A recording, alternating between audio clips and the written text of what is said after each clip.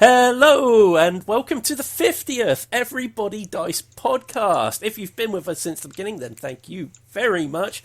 We basically usually split these podcasts into a number of sections, but we're doing something a little bit special this time.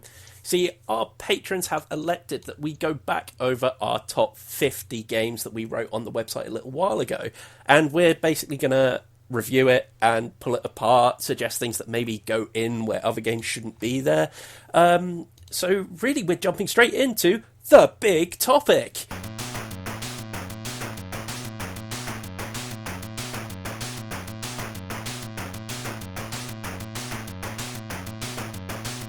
Oi, oi. Actually, before I introduce you've not even said who's here. I probably should have introduced who else is here. Have I completely blacked out? Did I miss the whole podcast? Maybe. Thank you very much for joining us, and we shall see you next time. Yeah.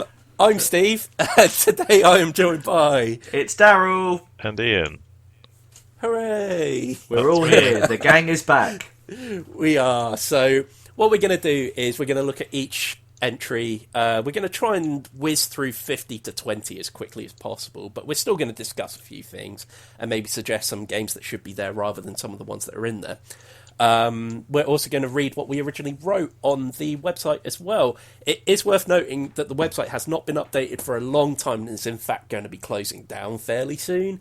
So don't rush over there by all means. We won't be updating this on the website or anything like that.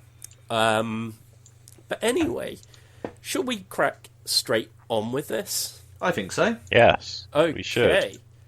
So, starting at number 50, we have got... You've got crabs. Daryl, if you'd like to explain. Daryl, if you'd like to explain your life choices. Basically, this was another hit, I think, from I was going to say, do you want to read what you wrote originally? Oh, okay. Yeah, it was another great game from the Exploding Kittens team. I was going to paraphrase it, to be honest with you. Yeah, the idea match is the crabs up with your like pairs, basically. It's a bit like a little Go Fish game in a way. But the great part about it is you sort of can go, "You've got crabs!" and yell at people. It's done in a kind of like a childlike way, so in a way you can play it with families. I would still say it's quite a strong contender, actually. So I don't think either me or Ian have actually played it. No, I don't think I ever got a chance to bring it around. I think we were going to, but we played other stuff. But I will say, I think I can probably think of a whole bunch of games that would have displaced this. I think. Controversial. I would say I think we're going to see this a lot in this especially list. at this end. Yeah, at the bottom end, I can see a lot of us saying we would get rid of this. Yeah, I think there's going to be a lot of games where at the time we were like, oh, this is what we're playing right now. It's super exciting. It's cool and new. And yeah. I think that might even be happening towards the top of this list as well. Oh, yeah, absolutely. I will say that I still play this one, not on a regular basis, but I have played it like at least more than just once. So I'm trying to think like up of party games that I think would have displaced this, and straight away I would go straight for Decrypto, and would say that would be in here, and that would have displaced it. Yeah. I know it's a much different game. I'm trying to think if there's any simple like Go Fish style games that I've got on my... I made a list of 58 games without looking at this one, so I've got kind of a good idea of what I would keep, what I would get rid of. But yeah, I probably would have displaced this one, I think. Would not make my top 50. I think even if once I've played it, I think it still wouldn't make it. Probably. For me it will be, but yeah. Go on, let's go. Next one? Yes! One that I think at least two of us have played. The next one on the list is Cash and Guns. So originally I wrote for this, I've had as many frustrating games of Cash and Guns as I've had fun ones. It's not the most watertight game I've ever played, and it's a very mean game, but I think it's a game where we've all played and enjoyed at some point. I haven't played, I don't think. No, so it's kind of like you get the foam guns, you point them at people, and you basically knock one another out of the game in order to get cash, but that's... Yeah. There's always like one of you's always playing the Don and like kind of sends people out. It is quite. I agree with that ruthless statement. It is quite a ruthless game. Mean game anyway. Because you're essentially it's like a Mexican standoff. You kind of all decide who to get rid of by pointing the guns at them, and it's quite depending on how many players you have, it is quite a feat when you sort of see all these foam guns pointing at people. Yeah. I don't know if you've ever done it where, I can't remember, is it The Godfather he can change one person to point at someone else? I think so, yeah. Or he can get someone to lower their gun or something like that. Yeah, so I remember that happened a couple of times to me. It's like I was pointing at someone, they were like, no, point at someone else. And you're like, So you're trying to play like strategically, and then suddenly you have to choose someone random, and it feels really, really mean. I will say, I think this didn't make my top 58 from my shortlist. So this, for me, would now be off of this list. For me, personally. I would say there are other things we've all played and I enjoy. I would say this is still a good game, but yeah, probably not for me. So I would say I know a game that definitely isn't on this list that would be higher than this in terms of a game that's a bit of a heist. Here's an amount of money in the middle. You all have to find ways to split it all between you. Millions of dollars. I think it's much better than Cash and Guns. I think, although it's more of a negotiation game. Yeah. I would put that in there. Have you guys played Millions of Dollars? I don't think I have. I don't think I have either. Oh, it's brilliant. I've got to get that out sometime. One of the few games where I actually like having paper money for it. It's quite cool. Anyway, up next, at number 48, we have Magic the Gathering. And again, I've written for this one, Richard Garfield's big mainstream break. It's been over 25 years since Magic the Gathering first hit shelves, and it seems to have a stronger presence than ever right now. With the growth of board game, hobby stores, and games cafes in the last few years, probably his third best card game behind Keyforge and Netrunner, mechanically speaking. But hang on, how did Netrunner not make this list, but Magic the Gathering did?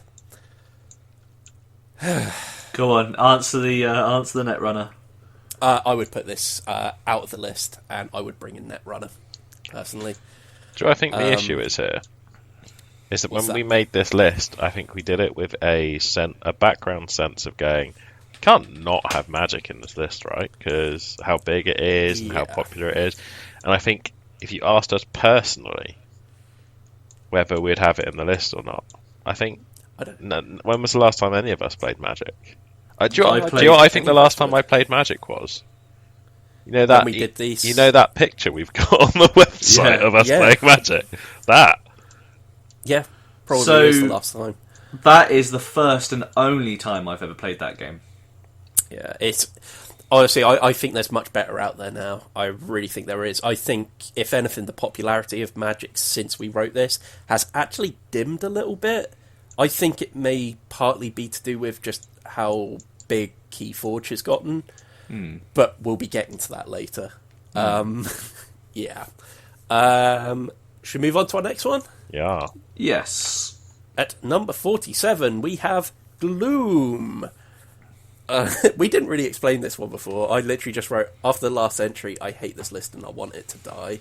Yeah, in sitting with the theme, though, that was pretty accurate. I just put, come on, bubonic plague, maximise them points, baby. I don't understand any of those references. I've never played Gloom. It's basically... Go on. It's very much like just you're telling a very depressing story about a family and then trying to kill them off as quickly as possible whilst they're miserable. Yeah, it's very thematic. The cards are lovely. I remember Daryl talking about it. Yeah. Yeah. The cards are cool because they're plastic. So everything kind of like sees... You see the next layer on top of them. So it's basically trying to create a story.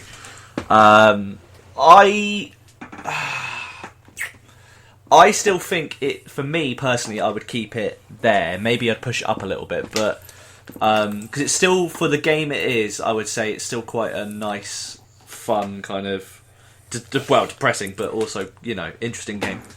So, this is the first game where I will say it's not in my top 58, but I can understand why it's here. Yeah. And I would be absolutely fine with this being in the top 50. I think it is around about where it should be, though. I think if it was included on the list, I definitely see it as a lower game. I would say it would definitely hit my 50, but yeah. Yeah. Okay, next one. This is definitely one we've all played. Yep. It might actually be... I think it's the first... Yeah, it's the first one that we've all played out of this list so far, and that is the various Star Wars RPGs. We've all played it in some form or another. Yeah, we have actually. So I have written, we're talking about the Fantasy Flight series of RPGs here, right? Force and Destiny and Age of Rebellion. This was my gateway into RPGs. The custom dice made it really simple and easy to learn. My Jedi Wookiee with a brown lightsaber and bearded Salustan? I've already forgotten how to It is a pronounce Salustan, yeah, are still awaiting conclusions to their respective stories. But hey, it's an RPG I've thoroughly enjoyed playing so far. Yeah, I mean, I think we all had a really good time sort of getting into that originally when we all had the time to kind of do it. I would say I'm still playing it. Yeah, you're currently still. Well, you're playing a new one, aren't you? Yeah, I've got a we've got a new campaign on the go, which is being recorded. Yeah, so it'll probably be shared I feel like at one point.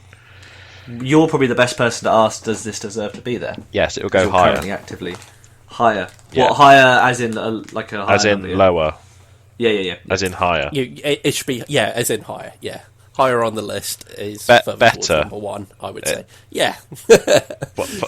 It's excellent. I think that Steve nailed it when he said that the little intricate dice. It's a different way of RPGing. It's stuff happens around story, not around success and failure, which is cool. Yeah, 100%. The ones we actually started on as well, the Force and Destiny and Age of Rebellion ones, they are perfect gateway RPGs as well to really get started on. I think, and the best part was we were, we were like kind of tailoring bits and bobs we didn't want from. They're interchangeable. Yeah, that's so the best part. My characters was from Edge of the Empire when we did our Age of Rebellion one. All the books are interchangeable.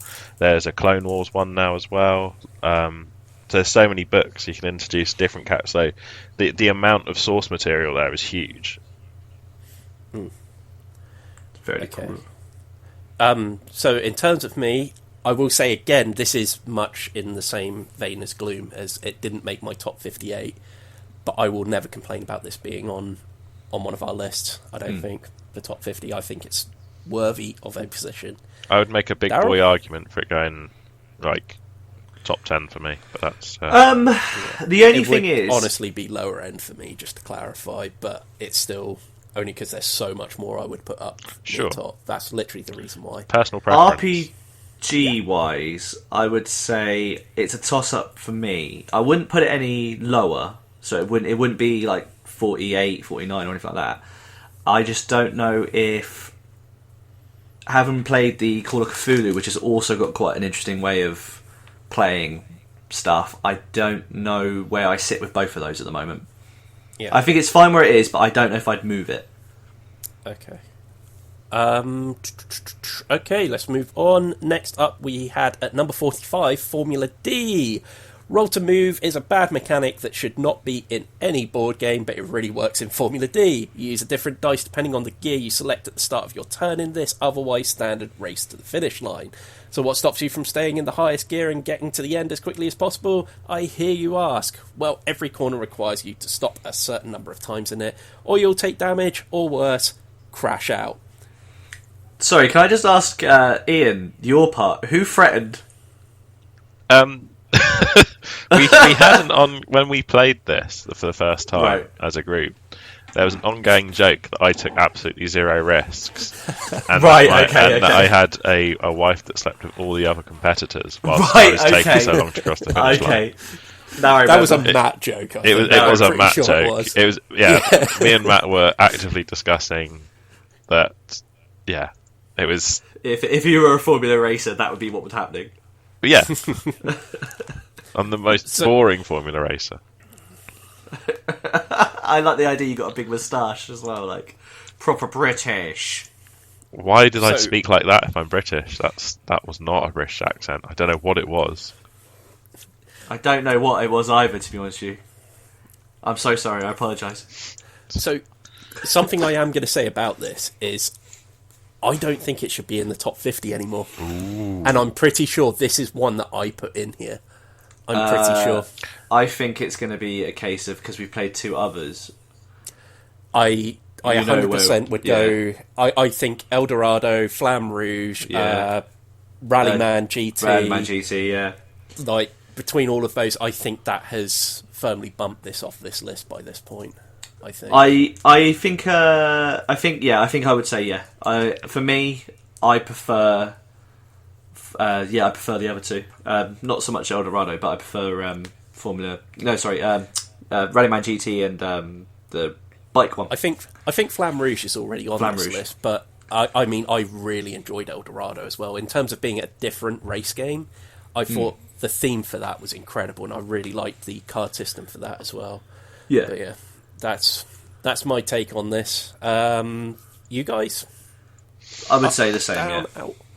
Yeah. For me. I mean, I really, really enjoy it. Yeah. But I'm not saying I don't enjoy it. Have you played either of the other two? Yeah, I played both. Yeah. Yeah. I feel like Flamme Rouge is just better.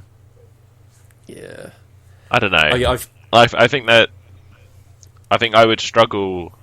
No, do you know what? Let's be ruthless. Yeah. It's gone. Cut it. Done.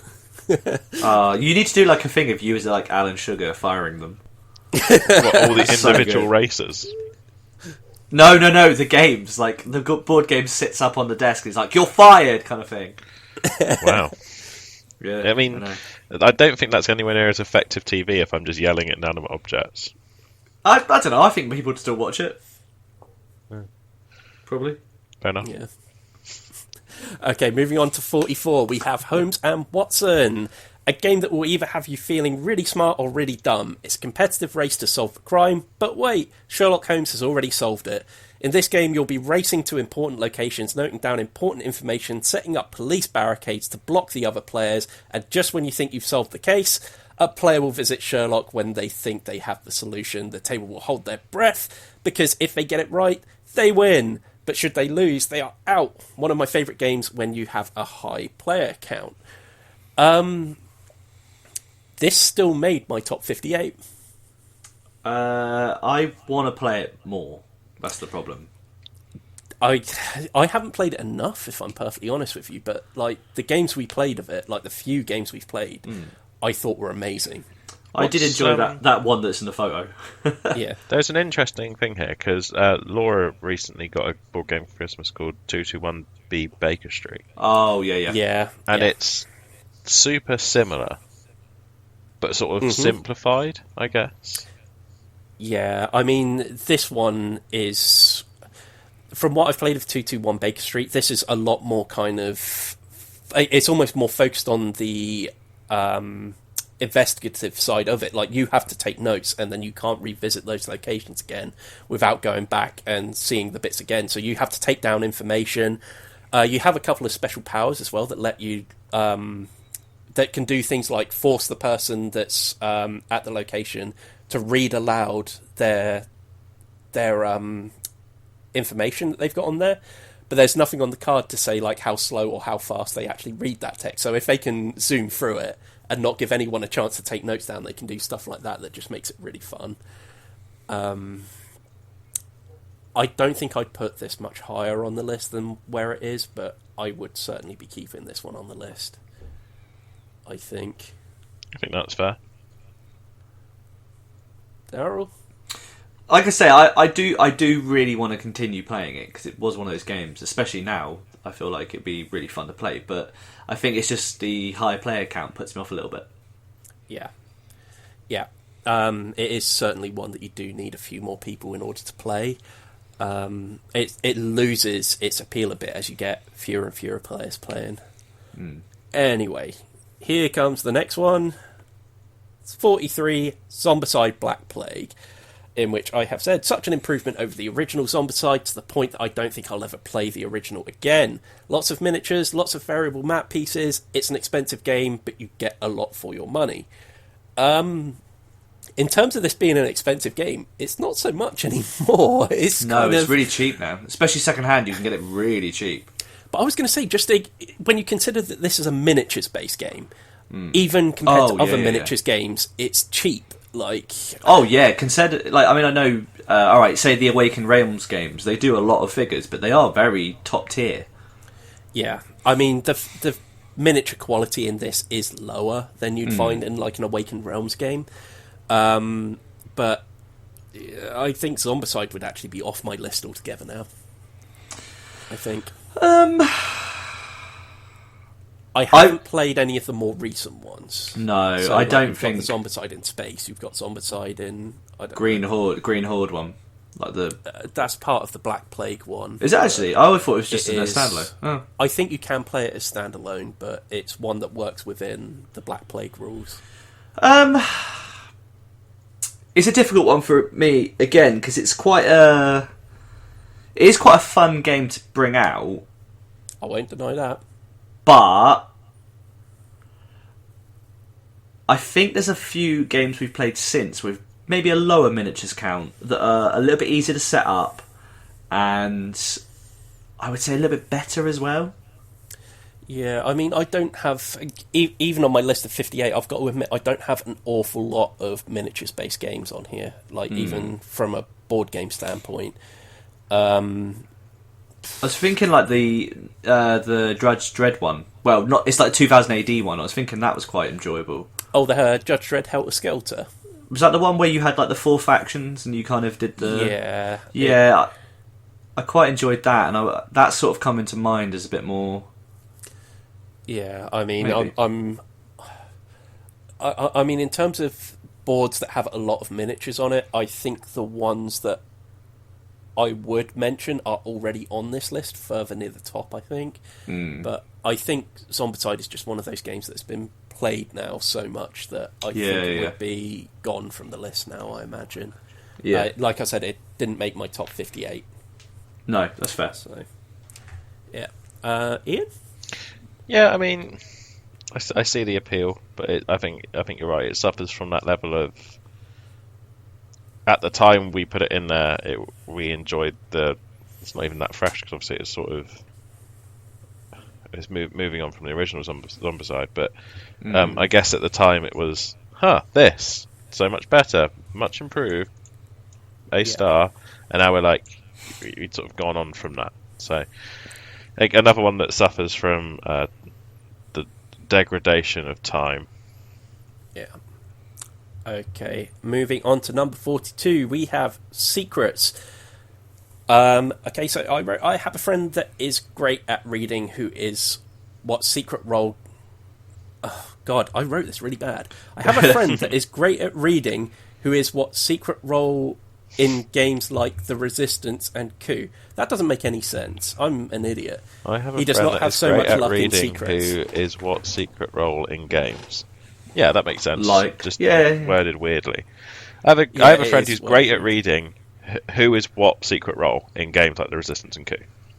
Yeah. Yeah. But either way, he does not have so much luck in Secrets. The components in this game are such high quality, and the game itself is great. It's a hidden role game where even you yourself may not know what you are. Each turn, you'll award points and force actions out of people, but you don't know for certain which team everyone is on. The buckshot nature of how the game plays is an awful lot of fun, but could prove frustrating for those who prefer a more skill-based game. Yeah, it's still in my top 58. I'll say that much. I have played it probably a little bit... Actually, I played it a little while ago since then, and I introduced it to some new people. Yeah. And they actually... Yeah, quite a while back, actually, now. They really enjoyed it, and I forgot how fun it is. I would say... Yeah, there have been other games we've played with like hidden roles and stuff like that, but I still go back to it. I wouldn't move it at all. Yeah, I think the components are lovely. I love those chips. I love the like the tracker in the middle. I love how sometimes you are really, really up, and then someone will give you... Is it the doctor or one of them, the scientist, where if you get 2 of them, it's one thing can like negatively affect it or something like that. Yeah, so if you have too many of them, then it loses its effect or something like that. Or it like busts you, which I really love that whole play. If you don't know whether or not that's going to happen, you could be on a winning streak and suddenly you're not. And I would keep it, for me personally, I'd keep it within the 40 to 50 range.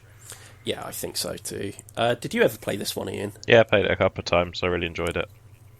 Yeah. But I think all the games like that, like Resistance and stuff, are all really good. So yeah, I think it would be difficult for me if you wanted me to pick one of the games of the Secret Role games. But yeah, I really enjoyed it. I think it's Yeah, I think second or third. No, probably third for me in secret role games. I really enjoyed this one. Okay. Right, moving on to 41, Dead of Winter. Never have I ever played such an emotionally draining game. It's a survival game where you are not only battling the zombie hordes, but also the elements. You have to work together to solve colony crises, stave off hunger, repel zombie hordes, and keep morale up, all while trying to complete your scenario. Oh yeah, there may be a traitor in your midst. I think this is the first game where I'm saying I feel like this should be higher on the list. Personally. I know the other game I'm thinking of with a betrayal type aspect to it and like kind of roles and stuff like that is probably already higher up anyway. Right. So for me, yeah, I liked it. I have since played the Flick 'em Up version since then. Yeah. And it dumbs it down a little bit. There's less to it, but as a general theme, I absolutely love it. Yeah. I mean, I will always go by if something can make you feel a certain way, like you feel stressed as you're playing this, and you have very much conflicting interests with the other people around the board that I just absolutely love. I would say for me personally, this certainly would be in the top 30, I think. So I would personally move this up a fair way. I would, yeah. I would personally say it's okay where it is. Yeah, but that's personal opinion. I think I only played it once. Yeah. Yeah. It can be a game that sometimes can be pulled apart by one single player. We all know. Yeah, we all know who I'm talking about there. But yeah, very enjoyable game for me. Daryl, would you keep it in? I probably would, yeah. Like I say, again, it's going to stay kind of firmly where it is, I would say. Yeah. For me. Okay. Let's move on then. In at number 40, Carcassonne. If you've never heard of Carcassonne, then you're probably not a board gamer. Along with Ticket to Ride and Settlers of Catan, this game is a go-to for a lot of gamers when it comes to bringing someone into the hobby. It's a fantastic tile-laying game that's really easy to teach, but still has enough bite to it to keep experienced gamers interested. This one's a Hall of Famer for sure. And again, I think I'm going to say this is one that I feel should be higher on the list. Having never actually physically played it, yeah, I've only played the Switch version. I do really enjoy the Switch version, to be honest with you. I will say the rule set that you have on the computer versions, that's exactly the same. Yeah, so if that's the case, I would keep it pretty much. So I'm in exactly the same boat in that I've only played it on Switch. Yeah. And as much as I enjoyed it, I wasn't so... I could see why you'd use it to allow people to dip their toe in at the light end, but I wasn't so enamoured with it that I would put it higher. It has, in my opinion, it has a purpose, which is that sort of gentle introduction to more difficult board games to those who maybe aren't used to it, but it's not something that I would be that fussed about playing again. Yeah. You see, for me, this would actually be a top 20 game. I would rate it that highly. Okay. So I think my opinion of it has possibly gone up since we voted on this last time, I think. I think if Laura came into the room now and said, do you want to play Carcassonne? I'd be like, no, I'm alright. Okay. Like, as much as if we sat down with her family and they went, oh, we're all going to play Carcassonne, I'd be like, cool. I think if someone asked for my opinion, I would be like, nah, there's probably something else I'd rather play, right? Yeah. Sure. Okay, Daryl, did you give an opinion of Up Down staying where it is? Are we on 40? I would... For me, it'd be a little bit further up. I would say probably like in the 50s, personally, only because... So down, sorry. Yeah, sorry, yeah. Like, it would be a lower value. It basically not so... I like the game. I understand why people like it, but again, I agree with Ian. It's not something that if I had a physical copy and someone goes, "Let's play Carcassonne," I would be like, "Some other games, maybe something else." Like, it's simple enough that I wouldn't say no if that was the only game going, but if there was other games, I'd obviously probably choose something better. Yeah, for me personally. Okay, now we are on to 39, Quacks of Quedlinburg, possibly the most recently released game on this list at the time we did it. It's either this or Treasure Island. Quacks is a really good push your luck game where players will buy ingredients to add to their ingredient bag, then pick ingredients out of it to apply effects to your potion, while adding to your potion score track. If you push it too far, though, your potion will explode in your face and you'll be penalised for it. Definitely a game I'll be using to bring new players into the hobby in the future. And this is interesting because you kind of have, haven't you, Ian? Yeah, I've played it with Laura and her family and stuff. So, this is like the Carcassonne equivalent for me. I think bringing in new players, this is it. Can be what's the best way to put it? Difficult for those who don't pay attention, because there's lots of different icons that do lots of different things depending on how many players there are. But if you can just focus those people on one thing for 1 second, it's a really rewarding game. I mean, I really like it. I have played it a lot over lockdown because Laura really likes it. For me, it rockets up the list. So this might be the first one that we all agree on then, possibly. Yeah, I would say again, I haven't got a copy of it, but I know every time we've played it, I've really, really enjoyed it, and it does feel like something I do want to get a hold of and introduce Helen into it, because I feel like she'd probably enjoy it a little bit as well. At some point, for me, this would be a top 20 game again. Yeah, I'd like to see how it fared once we had a go at maybe the expansion. Have you actually tried that yet, Ian? No, I haven't bought it yet. No. I had intended to purchase it when we went into lockdown again, and then we had Christmas, and then I haven't had the chance. Fair enough. It's on my list.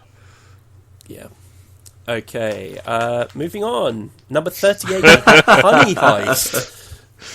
So, for those that won't be able to see this, there is a polar bear, which I can only imagine is on top. That's got to be Tommy Cooper, right? It's Tommy Cooper. It has to be. That has to be Tommy Cooper. These pictures will be on screen, by the way. Oh, okay, good. I'm going to be putting screenshots of the. It's more for the. It was more for the people that aren't watching video one. That's true. Yeah. Tommy Cooper is a polar bear, basically. Okay, Ian, do you want to take the front seat on this one? Yeah, it's basically as it is on the tin. You have a complex plan that requires precise timing and intricate planning, but you're a bear. So it's a push your luck RPG, but you're playing a bear and people don't know you're a bear and you're trying to do something. Isn't it people know you're a bear, but you can't communicate with them because you're a bear? No, people don't realise you're a bear until you blow your bear cover. Oh, yeah. So you can go full bear, or you can pretend not to be a bear. But if people try and talk to you, you go, and they're like, what? And then you lose points in you're giving away that you're a bear, basically. It's a great game. Is it top 50 material?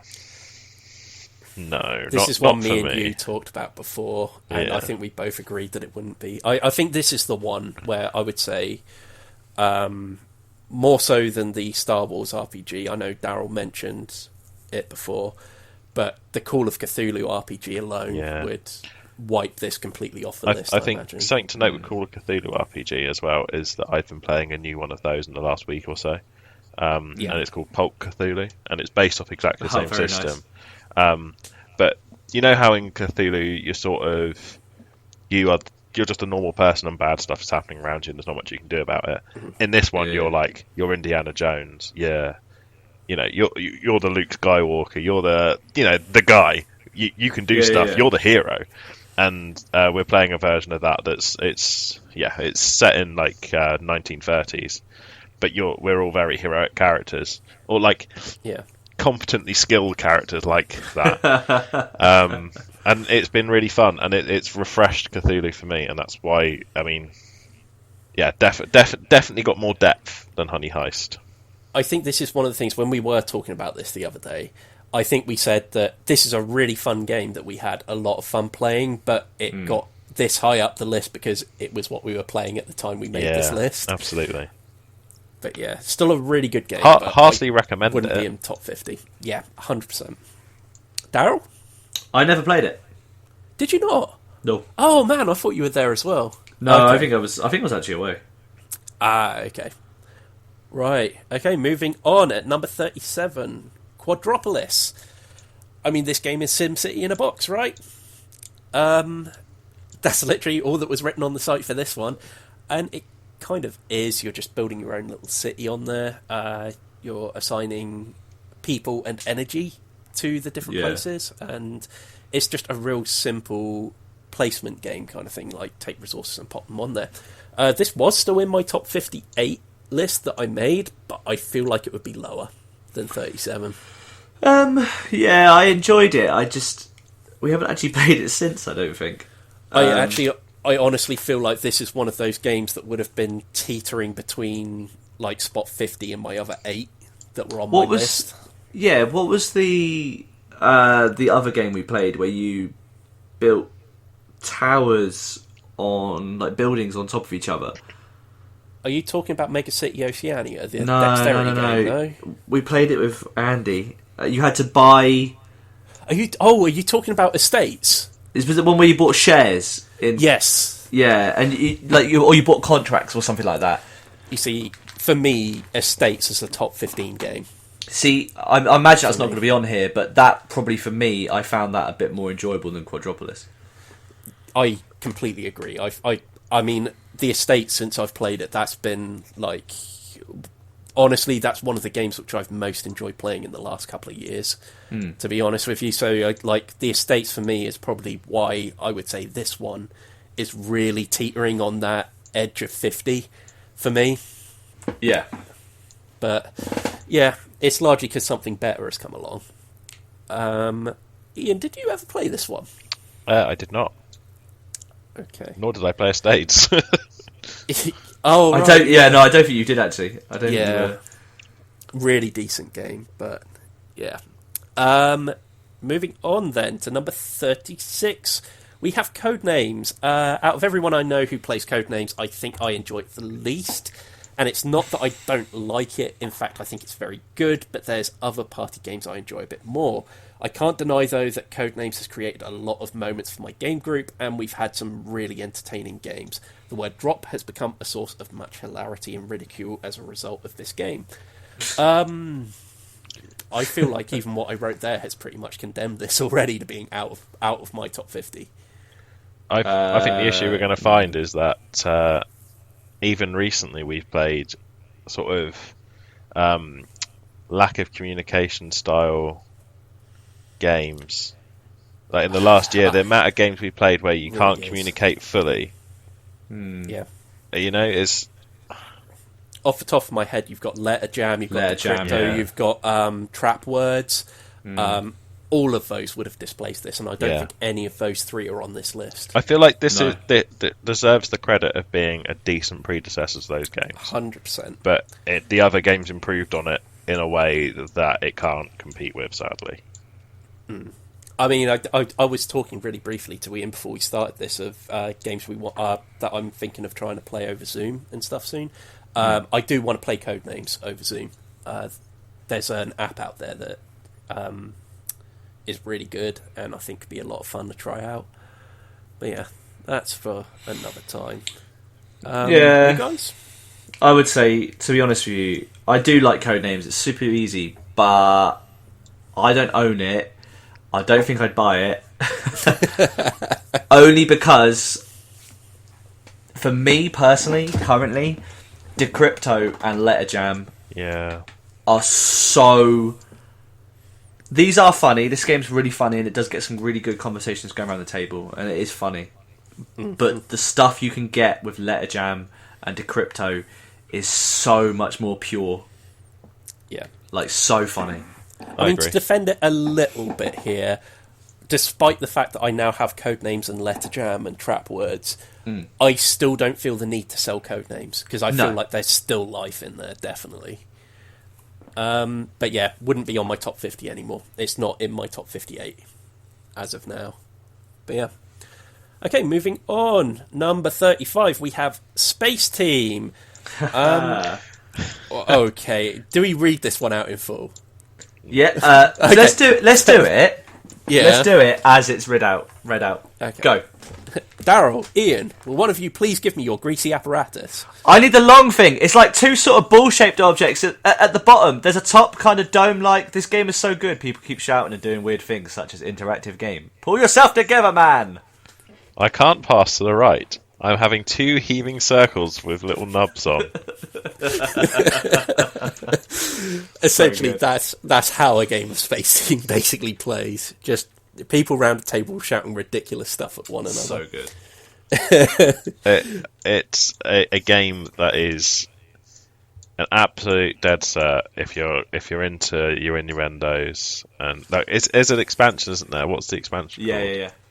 I think it's just the not safe for work expansion. That's it, yeah. Like that. And it's something like that, yeah. But it's ideal. I mean, it's a great little fun game. I probably wouldn't put it higher, but I probably wouldn't put it lower. I would say it stays for me because it's a good game. It's still in my top 58. It may possibly be pushed down a little bit lower, but I'm happy where it is on there. I think in the context of when we put it on, I would have given it the same amount of credit as I give it then as I do now, if that makes sense. But that's good. Then it sort of stayed the course. Yeah, it's a great game, and I have the same level of interest in playing it now as I did then. Yeah. Okay. I think we're all agreed on that one then. Number 34, we have Avalon: The Resistance. Oh boy, the relationships that have been tested in this game. In terms of creating group experiences, nothing has ever come close to The Resistance or its sister game, Avalon. Two teams square off, but only one team knows who is actually on their side, and they're out to sabotage the other team's plans while trying to blend in and stay hidden. Accusations will be thrown, people will get angry, tears and blood may be shed over this game. The extra roles in the Avalon version of this game definitely give it the edge over its predecessor, but one of these games should most definitely be in any gamer's collection. I just hope you manage to keep your friends after playing it. I still feel very much the same about Resistance. I think it's a classic. I think it's every bit as strong as it's always been. If anything, I think on a personal list of my own, I'd have it a little bit higher on my list, I think. We were discussing earlier about hidden role games, and I couldn't figure out in my head whether Thingy would be third or second. Yeah, it's third. I mean, it's good. It's so good. I've never sustained and caused so much rage in my entire life. It's true. I mean, there are definitely more games out there now with that have adapted the system and added things to it, but this is one of those cases where I still think the simplest form of these kind of games is still one of the best, I think. And yeah, I just love this game. Like I said, I feel as if I'd put it a bit higher on my list. I think I would if there weren't so many games that came out in the last year or so that I just really enjoyed. Yeah. I think it's been a weak year, but a decent year of games we've managed to experience. And it suffers. I think it would stay put, but I think that's to its credit. Yeah. Darryl? Yeah, I want to agree, to be fair. I mean, it is a very frustrating game at times, but I wouldn't put it any higher, and I wouldn't put it any lower. I don't think. I think it sits perfectly where it is, for me anyway. Okay. All right then. Moving on to number 33, Fun Employed. So, guys, what makes you a suitable candidate for the position of Prime Rib Minister? Good God, this is a joke from ages ago. That is such an old reference. What was the game? That was from Galactic Scoundrels. Galactic Scoundrels. Jeez, that was a game. Right. The prime rib of Malaysia. Jesus. That was it. So funny. Yeah. I mean, I've said good practice for explaining to an potential employer why your endless sex addiction and allergy to spandex would make you a great taxidermist. I mean, God. that's exactly how this game plays, isn't it? I think that sums it up. You're saying, oh, I can punch at 100 miles an hour, I'm definitely allergic to bees, and I can drink a gallon of paint. And it's like, cool, what job are you applying for? Airline pilot. And it's just having to explain why those things are good. I mean, I would say out of all these games where you've basically just got a box of cards and stuff like that, it's still the best one I've played. Yeah, out of all of them. Yeah, I'd say it's between this and Super Fight, and I think this is better. Yeah, I was going to say. Because with Super Fight, you end up arguing as a massive group, whereas there is someone that makes the call at the end of the day. I feel like there's almost more game to this as well, compared to Super Fight, which is usually just someone coming up with the coolest thing they can make out of a hand of cards they've got. This one, you actually have to put some thought into how to overcome your arguments weakness as to why you're strongest for both of them, but there's a bit more you can be a bit more specific with Fun Employed, I feel like. Yeah, I agree. It is the better of these sort of box games. It's a good almost sequel to stuff like what's that bloody irritating game called? The party game. Cards Against Humanity and stuff like that. Cards Against Humanity, where it's not really funny anymore and the joke's really old. And Fun Employed has taken that sort of that stance and style and lent it to something slightly different, which allows it to stay relevant. Yeah. Yeah, I think we all kind of agree. Cards Against I don't get me wrong. I've had great times with Cards Against Humanity.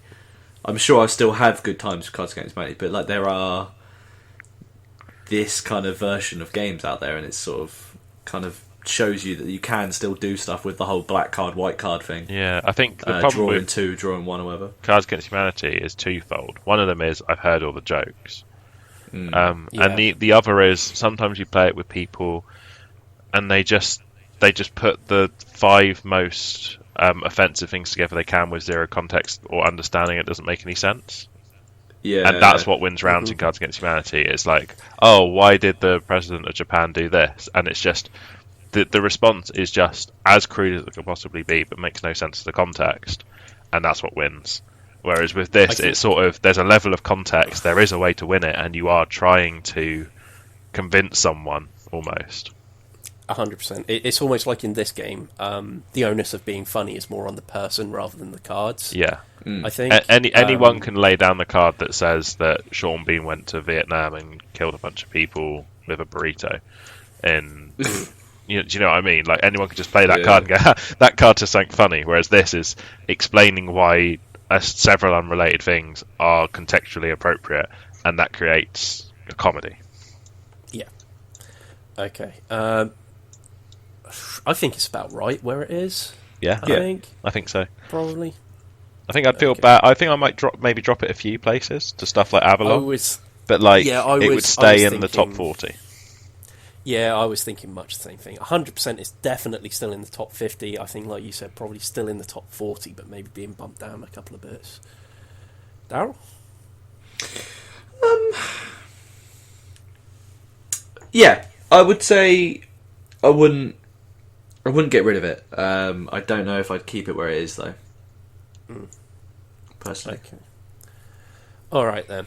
Moving on, at number 32 we have Innis. It may not seem like it by its position on this list, but this really presses the candidates for best wargame in my opinion.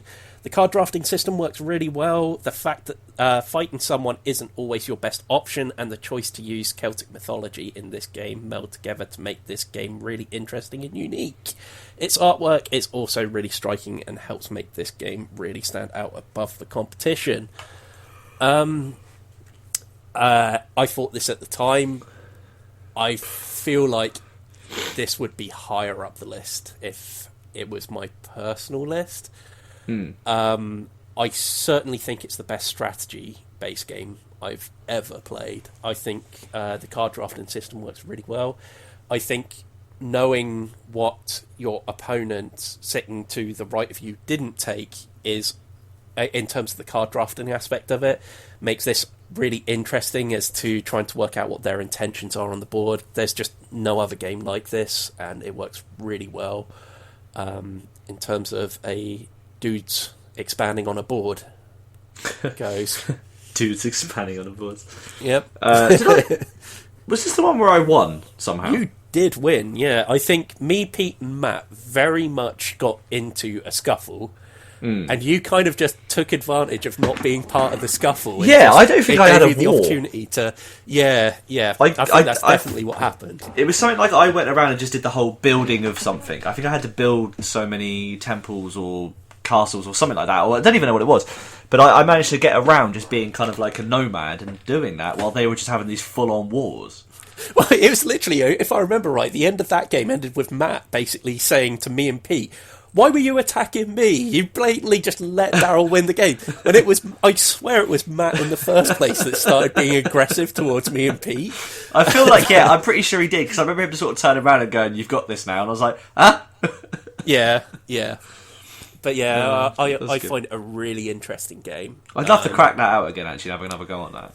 It's one of the ones which, as I've been looking through all my games during lockdown, thinking, yeah, I'd like to get that out again sometime really, really soon. Like I say, it would be higher up this list for me. Possibly even a top 10 game. Possibly. Yeah. I'd like to play it some more to kind of see where it sits now. But yeah, I would say it's still saying for me 30. Yeah. 32 even. Ian, you haven't had a chance to play this one, I have have you? not played this one, no. That's okay, because the next game that's on our list at number 31 is one that you've played and me and Daryl haven't. It's Monster of the Week. Did you guys not play this? Do you want to read this? No, I don't think we did. I definitely didn't, but I don't think Daryl did. This is immediately, perfectly, and appropriately superseded by Cthulhu. The only difference to the way Monster of the Week works is it's got such a tongue-in-cheek style to it that it allows you to do stuff like what was our group? So we had I was playing Harrison Ford, as in the actor Harrison Ford, and not one of his characters. We had the guy who plays Shaggy from Scooby Doo, but the guy who plays Shaggy, the actual guy, not actually Shaggy. The meme, basically. Yeah, I think we had a bunch of people who like played people who were really good at monster hunting, but not actually monster hunters, and there was like a clerical error. And we were hired for this job, and we ended up defeating the ghost of Biggie Smalls. Which at the time, I don't think any of us knew was a South Park reference. Yeah. Really? Like, with everyone playing, none of us had watched that episode of South Park and understood it. And it was only in discussion with you guys later, you guys were like, "Oh, like that episode of South Park?" And I was like, Yeah. Yeah? No? What? The ghost, that was such a good episode as well. It was like I was like talking to Phil about it, who DM'd it, and I was just like, that was a South Park episode. He was like, "I don't watch South Park, I don't know what you're talking about." I'm like, "Oh, okay." And I believe him. Like, he's got no reason to lie. But yeah, it's great fun. You're the only person that can really say. I would drop it down. Suppose. It's like Honey Heist in that it's a great one-shot RPG. And it's probably a really good introduction to people looking to get into Cthulhu but didn't know if they wanted to get properly stuck into what is quite can be a very hands-on RPG. Would it be low down as in still in the top 50? I probably wouldn't keep it in my top 50, no. I was playing it at the time and I really enjoyed it, but I think the Cthulhu RPG does everything this does, just better. It's a better RPG, but it's still a nice little intro RPG. Like Honey Heist, it's still fun. It's still got a purpose. It's just superseded by something more impressive. Okay. All right, moving on to number 30, we have Love Letter. It's a classic. It's pretty much established now as a modern-day great, and it couldn't be simpler. You have one card, and when it's your turn, two when it is... Good God. You have one card when it's not your turn, two when it is, and on your turn you choose one and play its power. Whoever has the highest influence card when the deck runs out wins the game. It's tremendously simple and hugely addictive. I'm going to start this by saying, great game, too high on this list. I would drop it, genuinely. What? I've not played it, so I can't make that call. Oh, really? Mm. Okay. You see, I do love I love Love Letter. You love Love Letter? I love Love Letter. No. If ever anyone ever says to me, "Do you fancy a game of Love Letter?" I would 100% go, "Yeah, definitely. I'm really up for playing that." But I don't think it should be as high as it is on this list. I don't think it should be a little bit lower. I think to say that Love Letter is a better game than Carcassonne, for example, yeah, I don't think it is. Anyone else? Opinions? I have played it a few times actually. It's quite a good little travel game. Yeah, do you know what? I'd probably keep it in for me personally. It would still be in my top 50, but I'm saying 30 is a bit high. I think it would be somewhere between 40 and 50, personally. In terms of changing opinions about games, I think. Yeah, we've gone back to it a few times every time I've played it, and I would say I'd probably keep it there because it's so quick and easy to learn for new people. I mean, yeah, I remember taking this out to restaurants and stuff like that, and just quickly pulling it out and having a quick game whilst we're waiting for like food to arrive and stuff like that. It's great for stuff like that. But yeah. Okay, 29, one I definitely know we've all played, Age of War. Age of War is my ultimate gambling style game. What can I say? I like rolling dice. I like choosing to risk re-rolling some of them, and I love anything themed in feudal Japan. You'll be using your dice to conquer castles and securing the entire province, but until your province is secured, other players can attempt to take your previously conquered castles. Yeah, I really like this one. Yeah, it's pretty good. I like it. I think it would be roughly around here, I think. Probably. Assuming that there's another game on this list that would be a bit higher. I would still maintain it roughly here, because, I mean, again, it's one of those easy to pull out games. Don't need too much sort of... It's a good, tiny little box game. Easy to learn. Yeah, I'd keep it. I mean, we've had great fun with that. I would say, has the push your luck aspect of this possibly been challenged by games like Dwarven Beer Fest, though? Oh, you beat me to it. Oof. So, legitimately, I was about to say, I'm going to be that guy and say, no, I'm not. I don't remember it perhaps as fondly as you guys do. And I think it's probably going to get superseded by Dwarven Beer Fest, which is, for me, top 5. Yeah. That's all I have to say on it. I kind of enjoyed it at the time. I just think there's push your luck games that I prefer. I think this is 100%. This is still in my top 50. 100%. This is still in there. It will be around about the same, but it's far more likely to have moved down. I think certainly won't have moved up from 29. Put it that way. Like you say, things like Dwarven Beer Fest probably will have dismantled it a little bit for me. Agreed. I think for me it's lower down. I think it... I know the trigger's coming. For me, it's going to struggle to get into the top 50. I just think there's games that do what it does in a way that I prefer. Yeah. Okay. Right, moving on. 28, Betrayal at House on the Hill. It's a B-movie horror extravaganza in a box. One of you might be a traitor, but you're not going to know until midway through the game. What starts as a ragtag group searching a spooky mansion, building it along the way while collecting equipment, morphs once one player triggers the haunt. All of a sudden, you're transported into one of many generic horrific scenarios, and more often than not, it becomes a one versus all affair where players are struggling for their life. Ooh, higher. I'm expecting this to move higher. I'd put it up. In retrospective, I would put it up for me. I think having played the Legacy game and stuff like that brings it up a little bit more. I think you can't really separate this from its Legacy game. It's like saying Pandemic moves down because Pandemic Legacy is so much better. You know, you just lump them all in together. Yeah. Having playing the Legacy game version has breathed new. I mean, I would never say this was a stale game, but it's got a new fresh sort of paint coat on it, and I just love.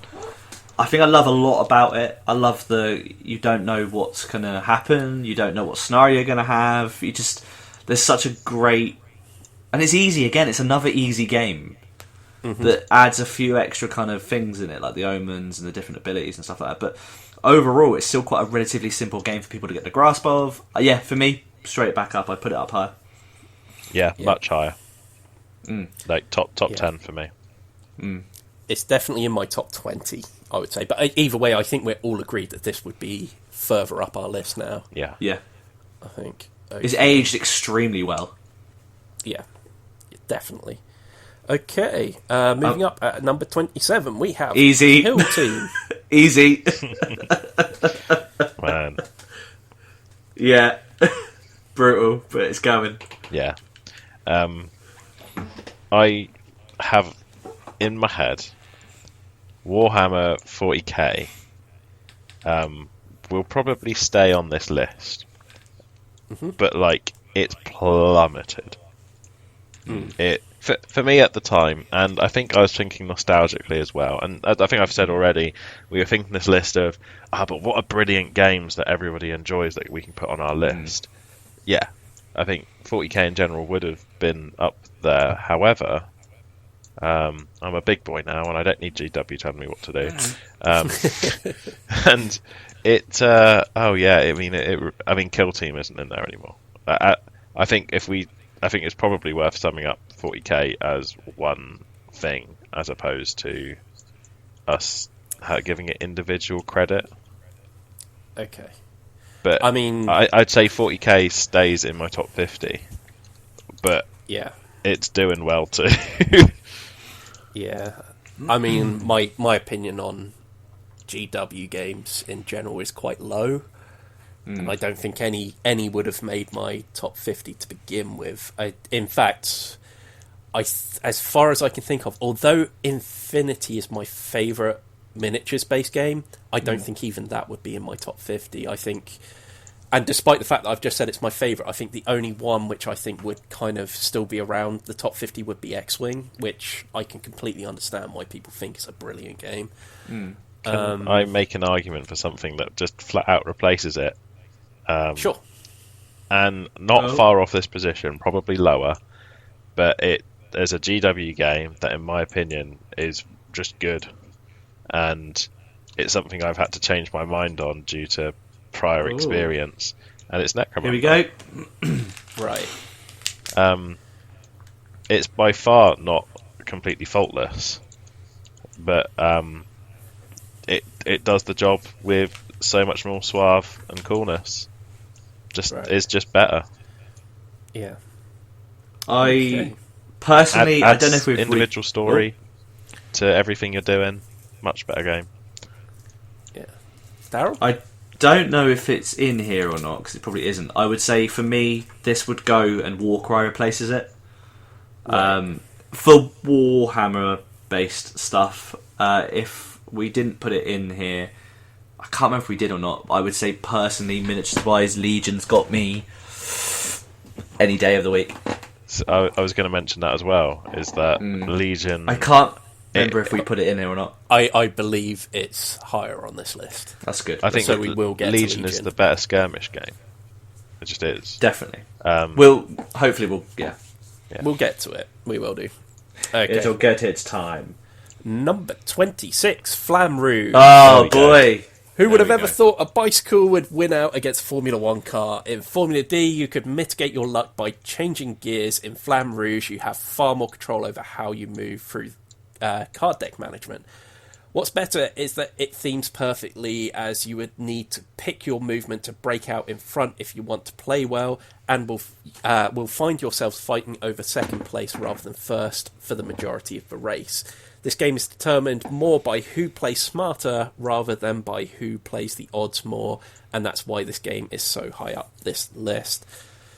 Higher. And I would have it higher. Yeah, I would 100% have this higher, I think. I can't wait till we finally release the Everybody Dice Illegal Doping expansion that we talked about in earlier podcasts. I just feel like it's going to add new flavour to the game. Yeah. I mean, this again, it's another top 10 game for me. It's one that I rate incredibly highly. Again, super simple. Yeah, it is. I only played it once, and it struck me as immediately being better than Formula D.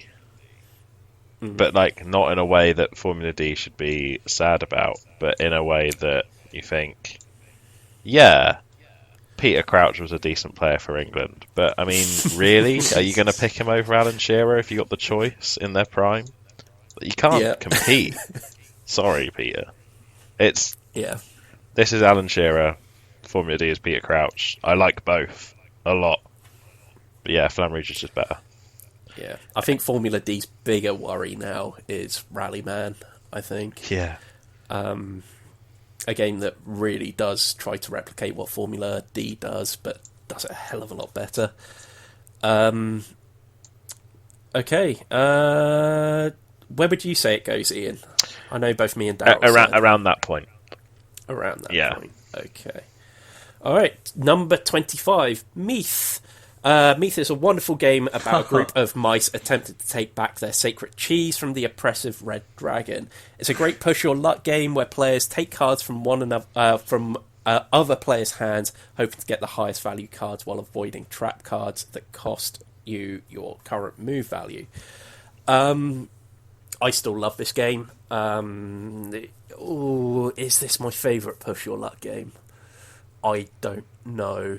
I really don't know. I think the things I really enjoyed about this game was the whole idea of you kind of wanted to fill your own hand with trap cards in the hope that more people will take cards from your hand, so it would screw up their turn and stuff. I can't say again that I really know another game quite like it. I think there's far more strategy to it than it first leads on as well. Like, it first strikes you as a purely luck-based game, but there's 100% things you could do to swing your favour in this game.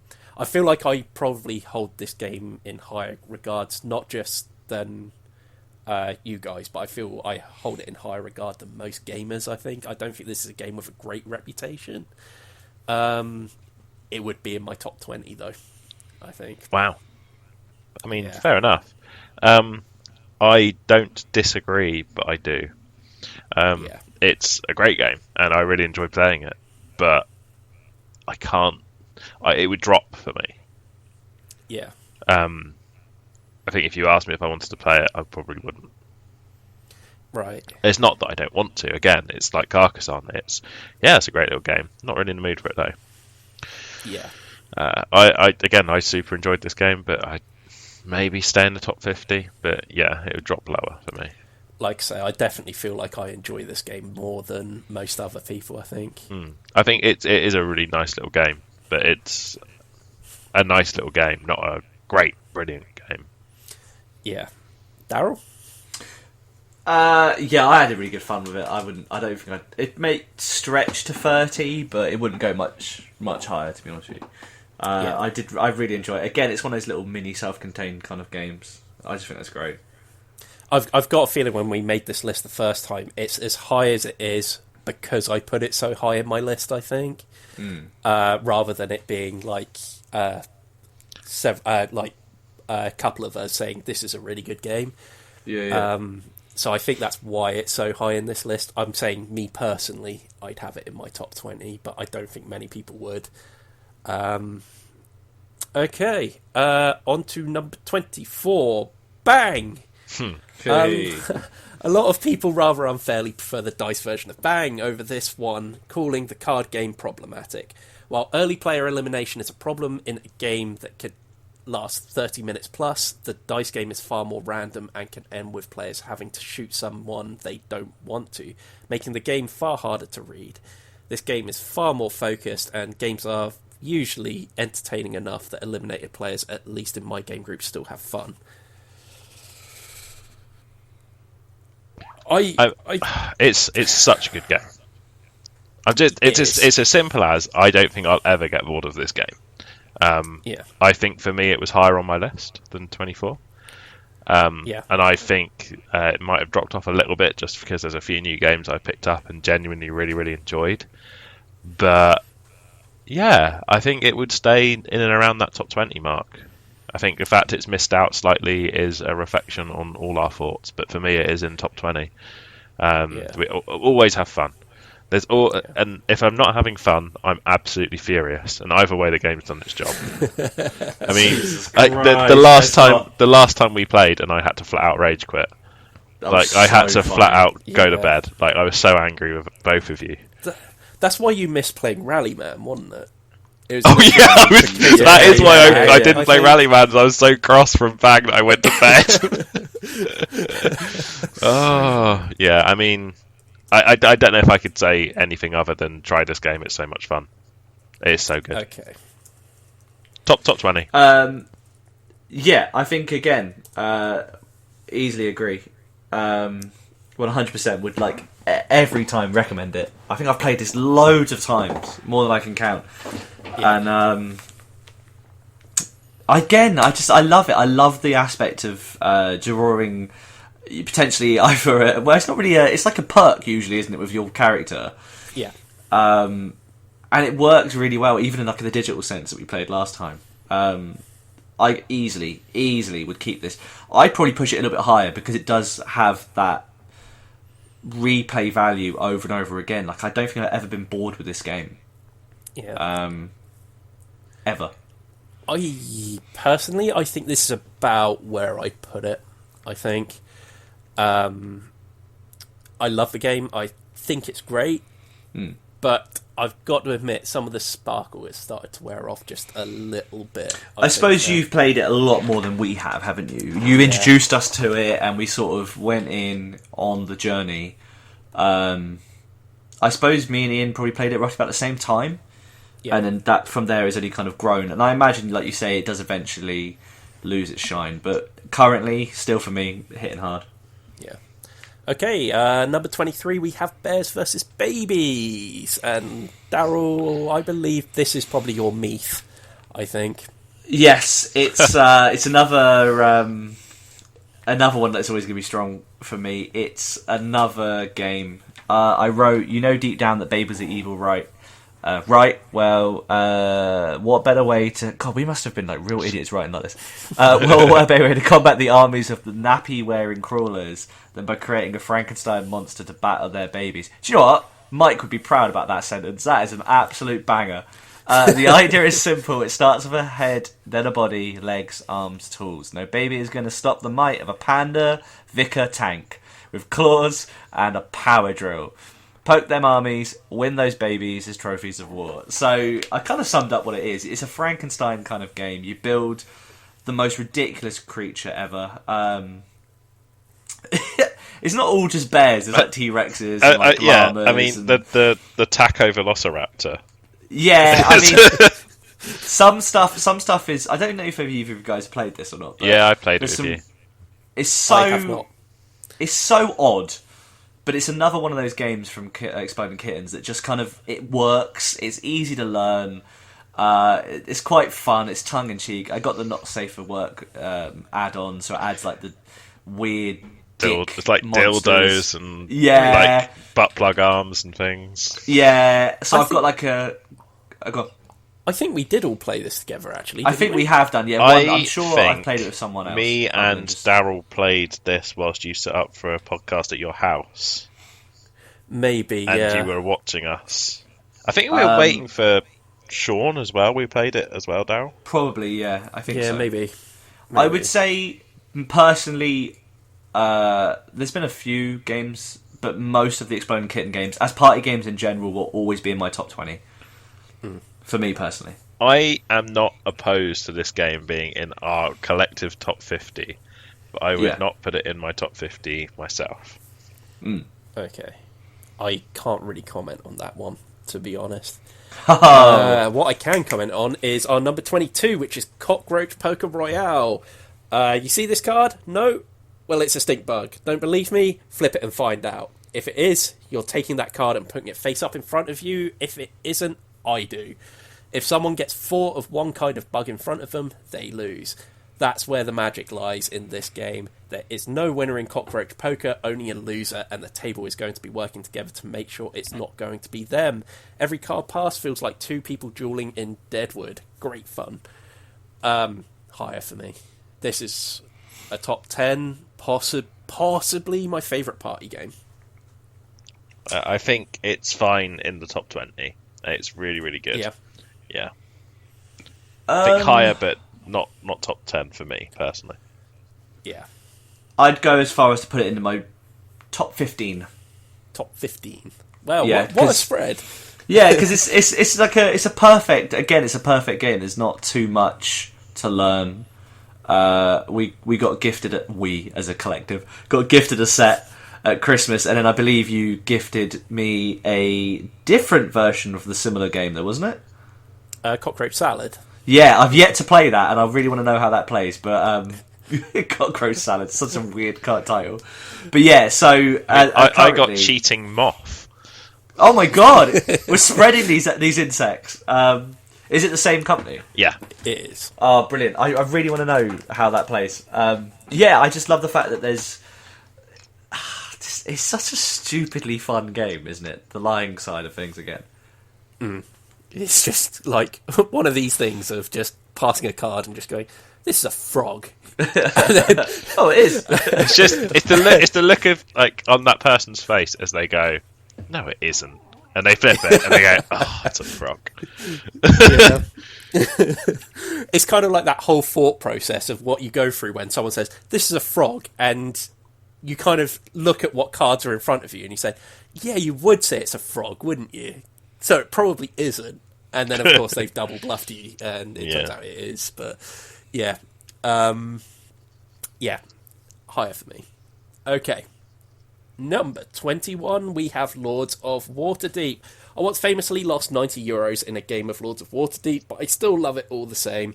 Come to Waterdeep, run a tavern, but use your influence as all pub landlords have to hire warriors. Launch schemes and become the Lord of Waterdeep in this worker placement game. This, for me, is still kind of like your game that you always use to bring people into a familiarity with worker placement games. I mean, we tried playing Gugong, which is a far more complex worker placement game, and I feel like a lot of people really didn't enjoy it, because I think that might have been your guys' first experience with worker placement games. Never played it. I can't remember. Gugong, I mean. Sorry. Oh, Gugong, sorry. Yeah. Gugong, for me, yeah. In terms of, you take an action by placing one of your workers in a space and then doing the action. But Gugong was probably not the best one to start with. Lords of Waterdeep would 100% be the one that I feel like we have to play sometime, I think, because it is kind of like the launching off point for it. I have played other games since, like, oh god, what was it called? Champions of Midgard and stuff like that, which is a really, really cool game. I would still play, recommend people play Lords of Waterdeep first. There's other games like Black Angel as well, which is amazing too. This is about where I'd expect it to be on the list, to be honest. I think it has slightly gone down in my opinion, but still a game which I would happily bring out at any time. Yeah, I think you guys haven't played it. Nope, I have not played it. Okay, I'm making that a priority when we can get back in a room together. Right then, on to our top 20. And in at number 20, we have Pandemic. And it's a game I really love, but do not own, because everyone else owns it. Yeah. I mean, yeah. So Pandemic is a fine game. It's fine? I think it's a great game. It's fine. Fair enough. And I'm not opposed to it being in a top 50 list at all. I completely get why it's there. It would be lower on the list with me, though. I think. No, I'd have it quite high. I've enjoyed games of this with Laura. I think it has a because she's not as into sort of more niche stuff. This sort of thing fills the void, and it's good at what it does. I've got to admit, I think I haven't played Pandemic Legacy, but I really want to play it. I've heard that it does breathe new life into Pandemic. Like I say, it's a game I don't own because everyone else owns it. So I've played this game loads and loads of times. I've probably played this game more than quite a few of the games that I own myself. In fact, I would say more than the majority of games that I own myself. But yeah, it's kind of like... I think the problem is I started playing this when everyone else around the table had already played it to death. And so this was me being on the other side of alpha gaming, basically, of people telling me exactly what I should do on every turn, and it kind of always feels like I just go through the motions whilst playing it. If I'm perfectly honest. I see what you mean. I think that's more about having the right group, or going into it with the mindset of knowing this is going to be a team job. Yeah. But yeah, I would have it lower on my list, I think. I think you suggested, didn't you, Ian, that you'd have it higher? I think slightly lower, but not by a lot. Slightly lower. Yeah. I think this would be like maybe in my top 40, probably, I think. Yeah, I think that. I think top 40 seems fair. Yeah. Probably top 30, but probably not too far off the top 40 mark. Yeah. Daryl? I played the Cthulhu version a long time ago. I couldn't really save away, to be honest with you. For me personally, it wouldn't be in my top 50 anymore, I don't think. Okay. Only because, like I said, I've only played the one, and we sort of kind of enjoyed it, but not enough to kind of... Right. Okay. Yeah. Right. Sorry, I didn't know whether you got cut off. No, I was thinking of a way to end that, and I was sort of like, I would say I'd like to play the Legacy game to see how that fares up, to be fair, but other than that, probably not. Yeah. Okay. Number 19, we've got King of Tokyo, probably the best game to teach new gamers on the market. It's colourful, wacky, and is mean enough without feeling too overbearing. Who doesn't want to take the role of a giant monster tearing apart other giant monsters? And those dice, man. I love King of Tokyo. I think this would be down as far as the 30s for me now, I think. Still love it, but I still love it. Yeah, definitely in the top 50 for me. Still definitely in my top 50. Wouldn't get rid of it. Even the like King of New York and the like dark version I got, I would say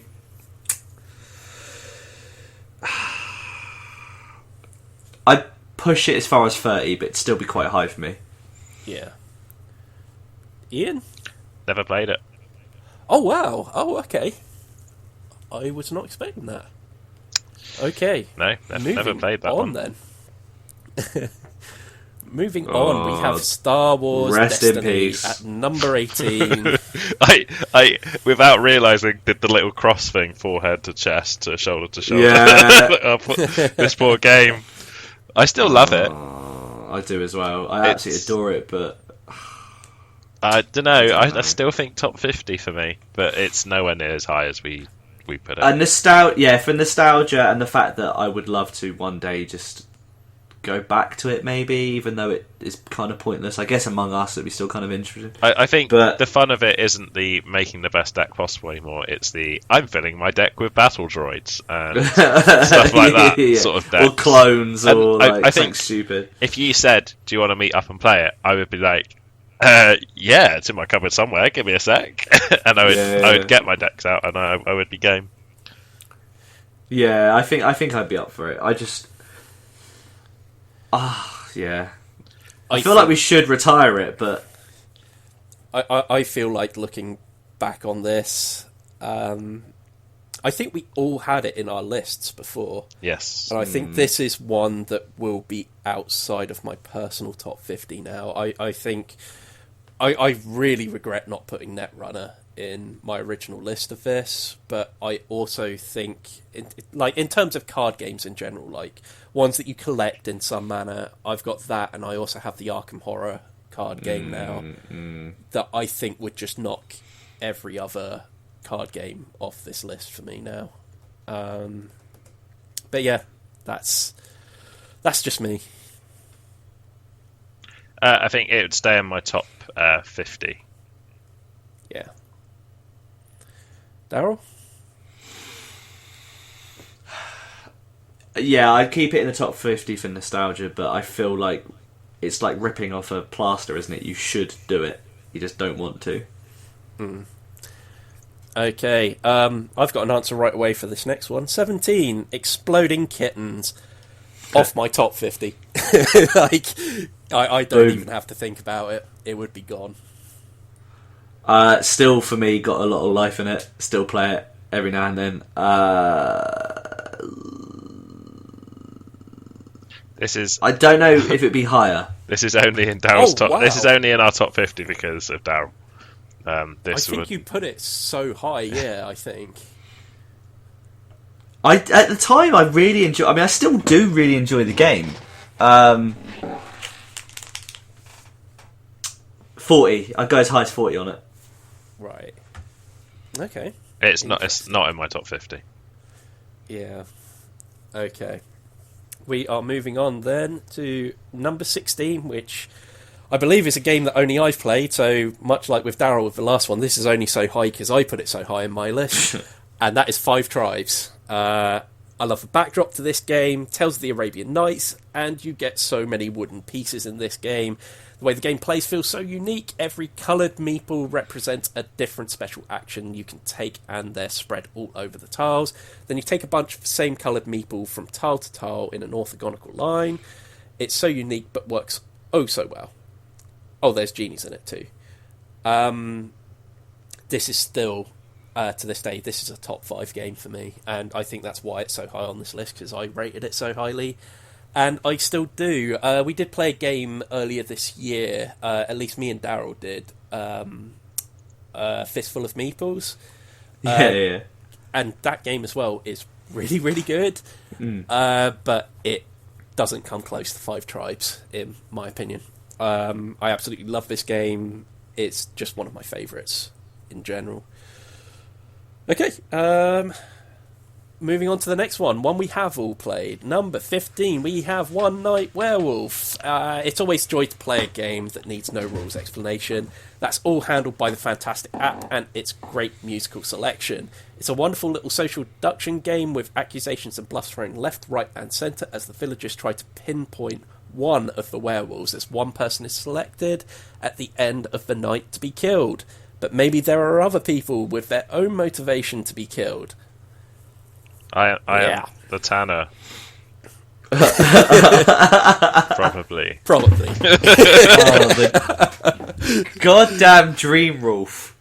Oh my god. Okay, this is my favourite hidden role game. I was literally about to say, out of the ones that we've mentioned on here, I think we've got the order right. Yeah, this is top 10 for me. I find it so much fun. I just like that agree. The level of roles, especially in like all the extended bits, that you don't know who's going to be what in what context, just makes for really fun and amusing interactions. And the fact that the app runs it for you, it means that everyone can just focus on enjoying themselves. Yeah, I think also it's snappier and quicker than Resistance as well, which I think helps it a hell of a lot. But yeah, love it. Think it's a great game. Like I agree with Ian. Top 10 for me. Darrell?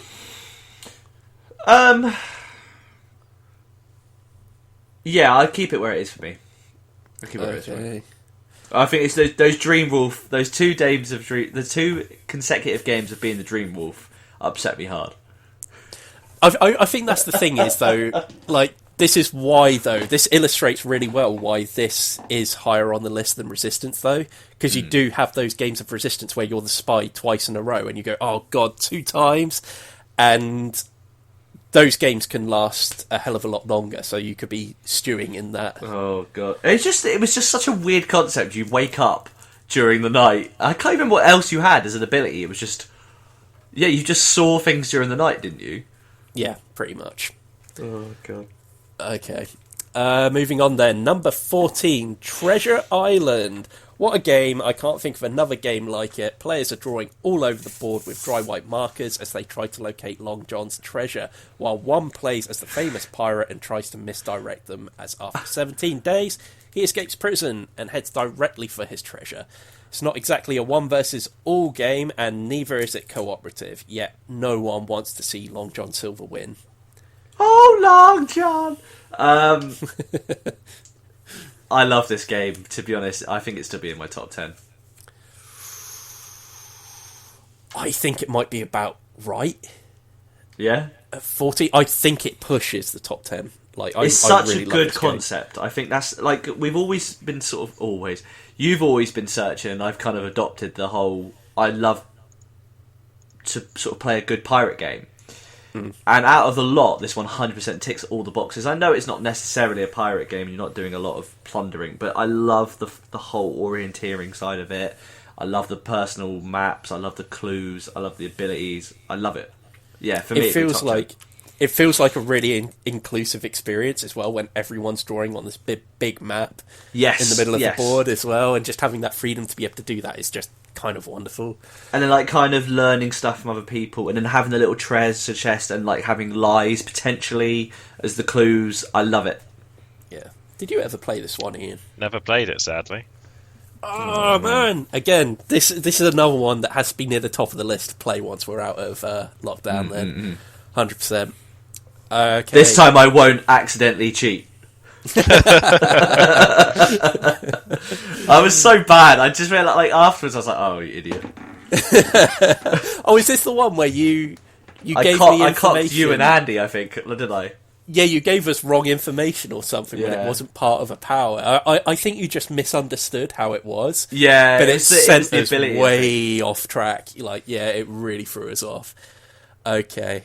So moving on to number 13. I think this is one again that only I've played. Roll for the Galaxy.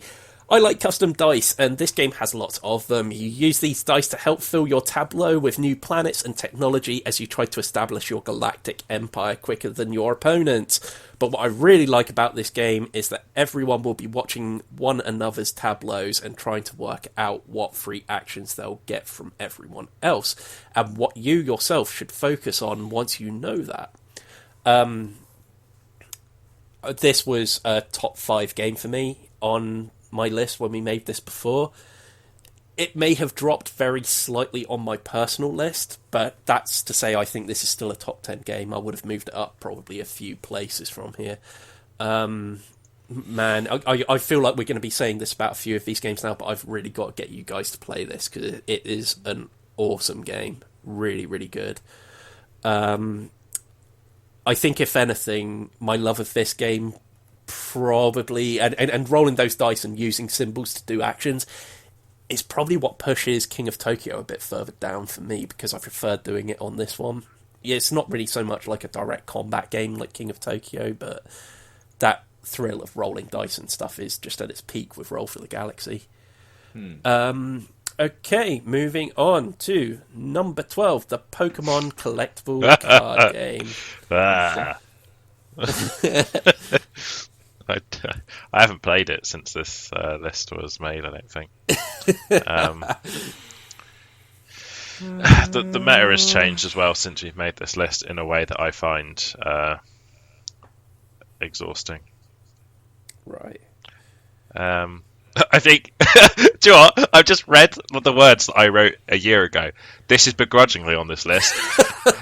Expect this to plummet as the lazy meta gets more and more exhausting to care about. I did not even read that when I said what I said. I mean, mate, past Ian's got a point. He's dead right. I mean, this wouldn't be on my top 50. I've now said that about a few collectible card games. It is in my top 50, but like... Yeah. At 50. Begrudgingly still. It's at 50. Like, I still enjoy it. There's still some parts that I don't hate. It's still in existence. I wouldn't. I would meet up to play it with some friends who know it in the same way I do. I wouldn't want to introduce new players to it. I'd want to do fun games with people who want to have fun. Yeah. Okay, Daryl? It's out for me. Ooh. You're not wrong, though. They are just better card games. Yeah, I think this is the problem. I've gone off collectible card games as a concept. I think personally it's as much as I like Pokemon, and I love Pokemon as a theme, I would say personally there are better card games out there, even collectible trading card type games, but I just don't have the time. I know there's someone we work with, we've all worked with, and the amount of money that this person's dropping just on like Yu-Gi-Oh stuff and Pokemon to complete decks. I know we've all done it in the past to try and complete stuff. And it's just to make a deck work. I don't have that drive for that anymore. Even under the Pokemon theme. I think if Pokemon oddly were to do like a living card game, maybe, but make it just widely more accessible, potentially. I know that wouldn't work with their like kind of but for me it's out. I don't have any aspect of coming back to it, even for like fun anymore. Yeah. I'd keep my deck. I'll keep the like pre-made decks. So if anyone wanted to play, I have a couple of decks to go. But it's I don't know. I agree. I kind of like completely go with that as well. I'm not getting rid of my Pokemon cards anytime soon. But this is when I play it again, God knows when. The thing that's a problem for me is that because I got so into the competitive part of it, would I want to play it competitively again? No. Do I want to drop that sort of money on making something competitive? Absolutely not. Yeah. Would I want to play it for fun with friends? Yeah, like if there's a power cut and we're already drunk. If all of Steve's board games got burnt, then yeah. Oh God! Wouldn't wish that on anyone. Oh man. Okay. And before we hit the lucrative top 10, we have number 11, which is Blackstone Fortress. I love a good dungeon crawl, and Blackstone Fortress provides a nice press your luck take on it. It's tough, like you'd expect from any Games Workshop game, but you're playing against a legacy deck which depletes every time you visit Precipice, which is kind of your home base where you can heal. So you're going to press on as far as possible, making the healer Daddy Taddy invaluable. Hey, Faddy I don't know how you do it without him. Yeah. We all have a bit of Daddy Taddy. Big tads. Oh, yeah. I wouldn't move this. Interesting. I wouldn't move this. Now, the reason why I wouldn't move this is I don't class this as personally as Warhammer in the level we've played before. I still think this is very much a closed board game, and we've said this before. A lot of the board games that Warhammer bring out usually are very good. And I think we all really enjoyed this game. I know we haven't finished it off and we've not really had a chance, but we did keep going back to it, and it had some beautiful mechanics in it. Especially like the stasis pod saving character type thing, or choosing the ship ability at the start that would kind of give you the thing for the dice or whatever. Personally, I don't think I'd move this because I still think this is a good game. I want to go back to it at some point. Ian? So here's my issue. Mm-hmm. Basically, I love it, and it's top 25, I'd say. Mm-hmm.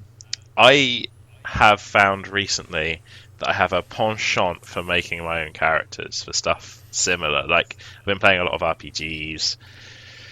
I think if there were a way of making your own characters for it, it would be top 5 for me. Well, like a hero forge within the game kind of thing. Almost, yeah. Like, I like the idea that there's dead set characters for people who don't have time or the want or the lust to do that. But I think the joy in games like this is customizing it, and which is why I've been the Necromunda bug hit me so hard. Is that when me and Steve played it and we didn't enjoy it, we were playing the simplified rules with gangs I didn't care about, nothing happened, and we were both like, bleh. However, playing that again with the proper rules with a gang that I've made myself was amazing. Now, I don't dislike Blackstone Fortress, but I think if you said, oh, you can design the character you want, exactly you want, I'd be like, wow, this is going to be cool. It's like a dungeon crawler meets a traditional RPG, and I think that'd be sweet. In the game itself, I still love it. Like, that there are things I would like to see added, but yeah, I think it's still great.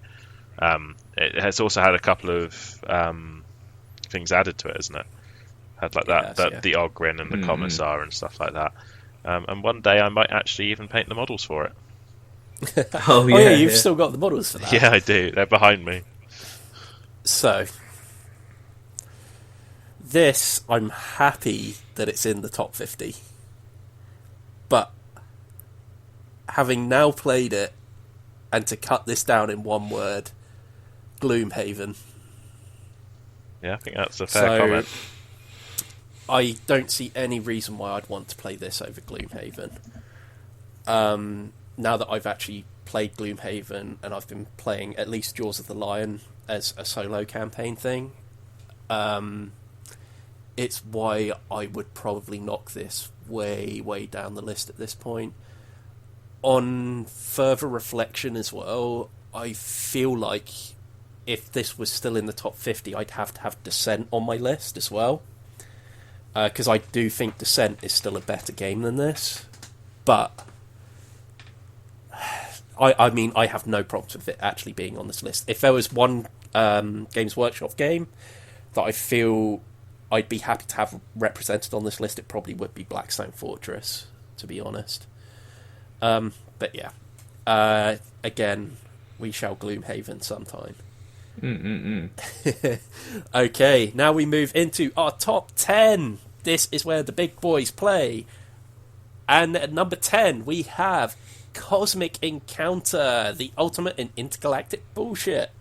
Okay. So, Cosmic Encounter is in one part a negotiation game about colonizing opposing settlements by negotiating terms with potential allies when attacking and doing the same when defending your own colonies. In another part, it's a simple card-playing game where whoever plays the highest numbered card after a bit of card manipulation wins each encounter. In one final part, it's a game of crazy alien abilities that provide different game-breaking abilities which often lead to laughter, table flipping, and heads buried in hands. Extremely random fun. Question. Sure. As we counted Betrayal, Legacy, etc., are we counting this with Cosmic Encounter Duel? Because if so, I've not played this, but I've played Cosmic Encounter Duel, and I found that game to be highly enjoyable. And if it is, I know you said it was kind of similar, but not all the same. Yeah. Would that improve upon this, or would that be a separate game in your eyes? I would still rather play the original Cosmic over Duel, but Duel is very, very good. You don't quite get the same gameplay experience because your allies that you're fighting over are just those three cards that move between them. They kind of replace the system where everyone around the table can join in pretty much every single battle, and it's up to you to discuss terms with everyone else around the board to join you, or in some cases actually gang up on you with your opponent. So yeah, it's a very mean game. Very, very mean game. It's a very, very unbalanced game as well, but that's a lot of the fun in it. Still a top 10 game for me. I don't know whether it would push a top 5. If it was moving up, it would only be by a place or two. I think there's a lot of games in the last couple of years especially that have really broken into my top 5. We might go over that a bit more later. But I mean, you've had a taster now of what Cosmic Encounter is like, basically. And I've had like the Diet Coke of Cosmic Encounter, and I'm hungry for the full fat original Coke. So this may possibly move up. This may possibly move up further in the future, but for the time being, this is probably about where it should stay. Okay, moving into number 9, we have Star Wars Legion. Daryl, you've been our write-up about this one. Okay. You could almost be correct in thinking, wait a minute, did they already have a Star Wars miniature arena game with Imperial Assault? Well, yes. But this is a whole lot of fun. 2 players, pit squad versus squad, hero versus villain, AT-ST versus Luke Skywalker. Streamlined wargaming mechanics with that sweet Star Wars IP. Eat it up. Played this a hell of a lot more last year, as much as we could. Ian's almost ready, I believe, to join. I mean, I could join at any time. We can do a smaller game, 100%. We have agreed that smaller games work so much better on this. Where we pushed it to 1,000 point limit, which is well, it's not a lot compared to like 40k type scenarios, but it's still quite a lot of units. Doing it that way, it does make it a bit more longer, drag it on a little bit more. There are still fun elements to it, but we still think realistically under 1,000 points, that sort of 700, 800, 500 point, pretty much just sort of nearly what you get in the starter, is ideal premium time to kind of give you an hour, 2-hour game. Pretty much just been playing bare bones. Still really, really enjoy it. I would say I'd probably... me personally, top 5 easily. There's just so much to this, and they're just continuing bringing out more, and I've seen that they've got more. And now I'm like, I know I have the Imperials and I started a Rebel, but I'm starting to feel like I kind of want to get in on the newer stuff as well. At some point. We'll see. I've only ever played this once. Yeah, me and you. That was still... Yeah, I forgot about that. The first time. I really enjoyed the game I played of it. I really did. I'd like to play more of it. I don't think it's something I'd want to get invested in collecting. No. I would certainly be up for playing a few games of it. Like I said before, miniatures games aren't really my thing. So no. On a personal level, I probably wouldn't have it in my top 50. However, I completely understand why this is in there. Like I said, I had a lot of fun actually playing this. It's not so I haven't got anything bad to say about it, really, to be honest. Just a quick one. I know we're sort of pressing the time, but like, where would you count this versus, say, the Ice of Fire, Song of Ice and Fire miniatures game? Because you have invested in that one quite a bit more than I would say. I have, and I really enjoy the Song of Ice and Fire game. As an alternative, obviously, with a license.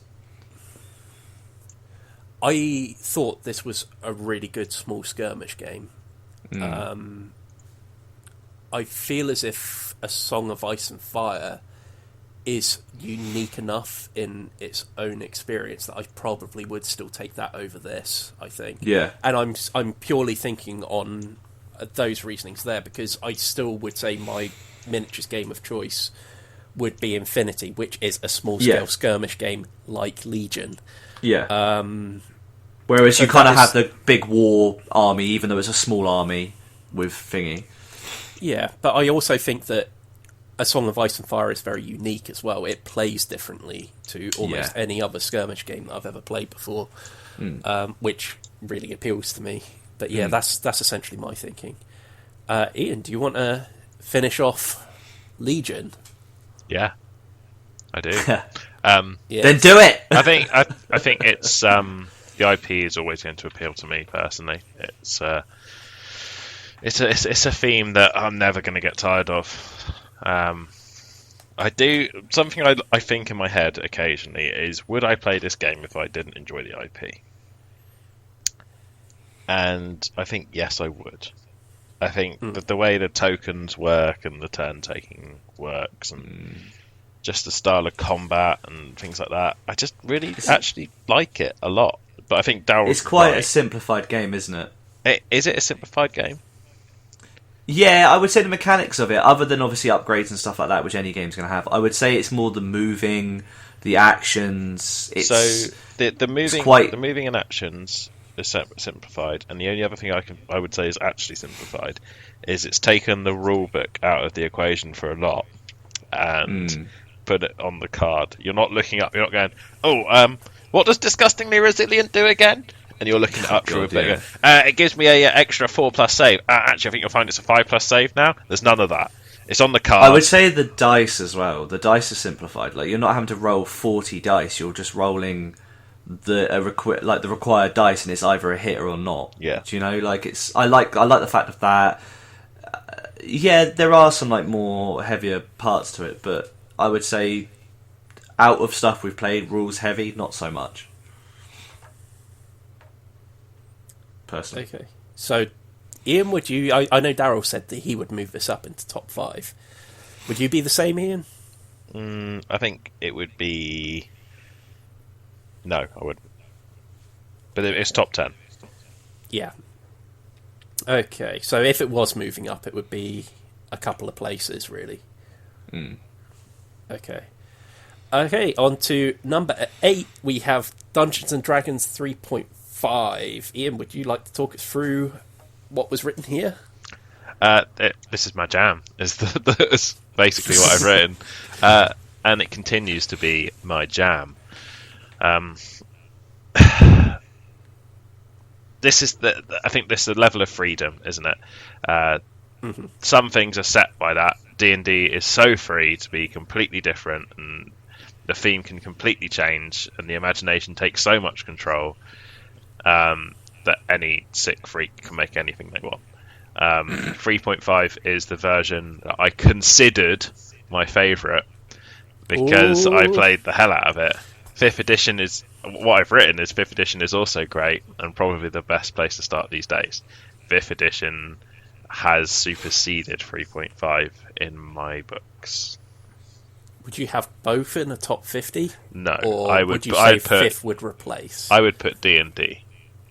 Right, okay. And then if anyone asked, I would be like, I enjoyed 3.5 a lot. 5th edition is the best edition to go with at a minute. Yeah. So I've bought a couple of 5th edition books recently. I haven't had a chance to play it yet. But from what I've been reading through the books and stuff like that, it really looks like something I'm really going to enjoy doing once I eventually get around to playing it. I've had a couple of ideas of where I'd like to take D&D on the website if we ever decide to go that way. Don't know whether we ever will. Time is always an issue, but I can't really comment too much about D&D, but 100% I understand why it would be on a top 50 list. 100% I understand why, but I don't feel like I can comment about whether it would be higher, lower, or whatever. Daryl? I've not played enough of it, to be honest with you. I mean, the only 2 games I can think of I've ever played are... In fact, I've only ever played one proper game of it, and that was the one that Derry did, the rat one. Well, I wouldn't say, like, that's it. That's the only... Otherwise, it's been like... not a good representation. Oh, I loved it. I thought it was a great version. It was brilliant fun. It got me hard on that. It was brilliant fun, but it was not a good representation of D&D. I think because I only played that, and then we got into the Star Wars one, I can see why, and I would like to play it at some point. I can see why it's a great game. For me, same as Steve, I can't really comment. Okay, so moving on to number 7, we have Mysterium. Honestly, this would be my number 1. I think if I got you guys to play this before we made this list, it would be higher. I still haven't played Deception Murder in Hong Kong, but right now this is my favourite social deduction game. In Mysterium, a group of psychics gather together to make contact with a ghost who cannot talk, but communicates by giving the psychics visions using cards with abstract pieces of art on them, as they try to decipher who murdered them, where, and how. It's a little bit Cluedo, a little bit Dixit, and a hell of a lot better than the combination of those two sound. This would be my number 2 game. Oh, wow. Number 2. And until I really thought about it for this list, it would still be my number 1. That's interesting. That's all I will say.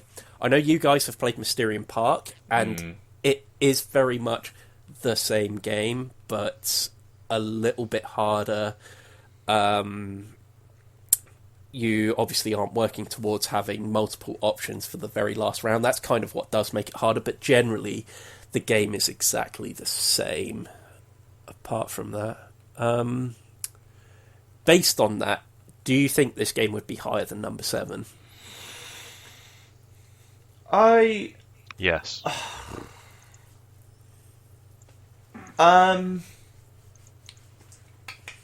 Yeah, I could see... Oh, I don't know.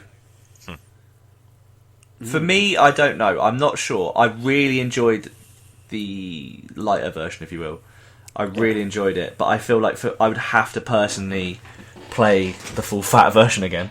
But I can see why your passion for this one came through with the smaller one as well, and it was a really enjoyable experience. So potentially, it would for me be higher, but I would like to play it first just to kind of. It's one we definitely have to try out whenever we can. I mean, we always talk about loads of games that we have to play, but I said, I know. It has somewhat been dethroned as my number 1 game, but I might talk about that at the end. Okay, number 6, Warhammer 40,000 3rd Edition. Again, Ian, if you'd like to talk us through this. Let's torpedo the crap out of that. I mean, that's... Off the top 50. There's a level of nostalgia that I have for Warhammer, and it will remain in the top 50 for the foreseeable future for me. However, there are iterations and additions to the game which better portray the universe and the fun that can be had with it. We all know what the deal is here. If you're going to make all the Space Marines taller, do it because you ruined your own scale creep, not because you want to play with the lore. I'm still salty about that. It's been several years. Jesus. I'm just not interested right now in that. I think there's elements of the universe that are so good.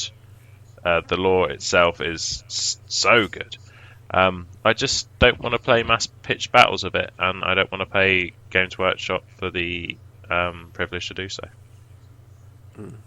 So I only played a handful of games of these as I was growing up. Mostly, I think we were actually playing 3rd Edition when I was a teenager. And out of those handful of games, I don't think I enjoyed actually playing a single one of them. So yeah, this would be nowhere even close to my top 50, I don't think. Which leaves Daryl. I'd keep Warhammer. Oh, I don't know. I'd keep it in the top 50 personally because I do quite like playing it, but I wouldn't say it was very. I think, like you say, there's other stuff out there we've kind of dipped into now, and I think I enjoy that more. Mm-hmm. Yeah, Okay. keep it in the 50, but I wouldn't. Yeah, I'd probably move it a lot longer. Okay. Moving on then. Number 5. This will be Keyforge. interesting. This will be interesting. So, like, my interest in Keyforge has been somewhat revived recently. However, I would still not even have it in my top 50 now. In spite of that. Yeah, really. This to me, it feels like this was a game we were playing a hell of a lot of when we made this list, and I think even for that time, this is way higher on the list than it should have been. And like I said, completely fell out of love with it. Like, we barely even talked about it for a long while. And like I said, I have found a little bit of an interest again in it recently. I've bought a few decks recently. Yeah, same. But it would still not even be in my top 50 now, I don't think. I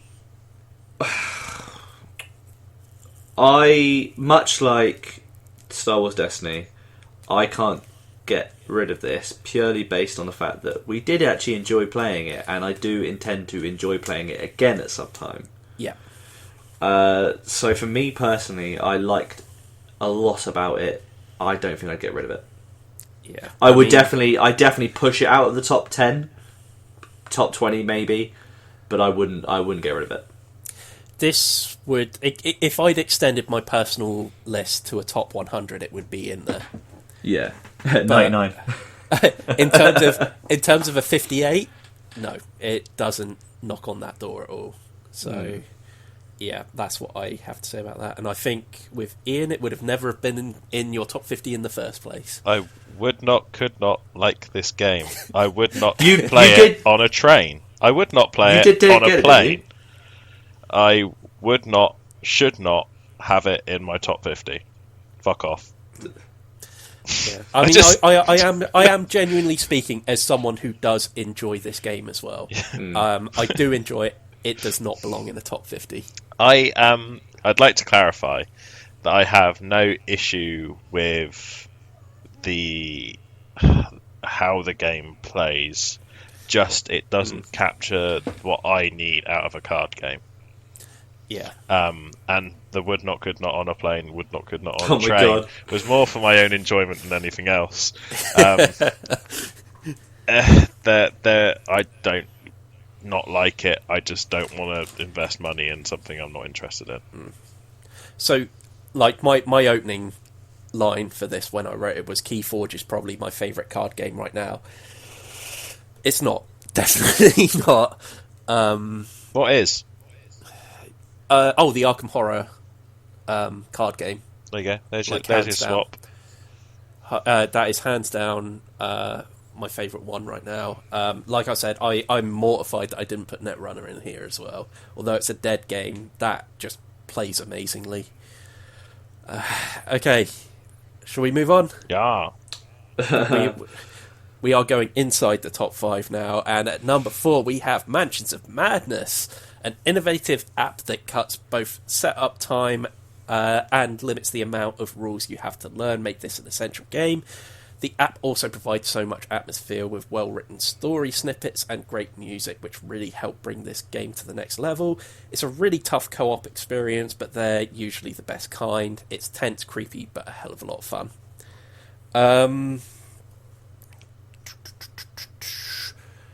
This is one of those ones which is really bordering on my top 5 now. Like, it's definitely in my top 10. 100% in my top 10. It might have dropped a couple of places through other game releases.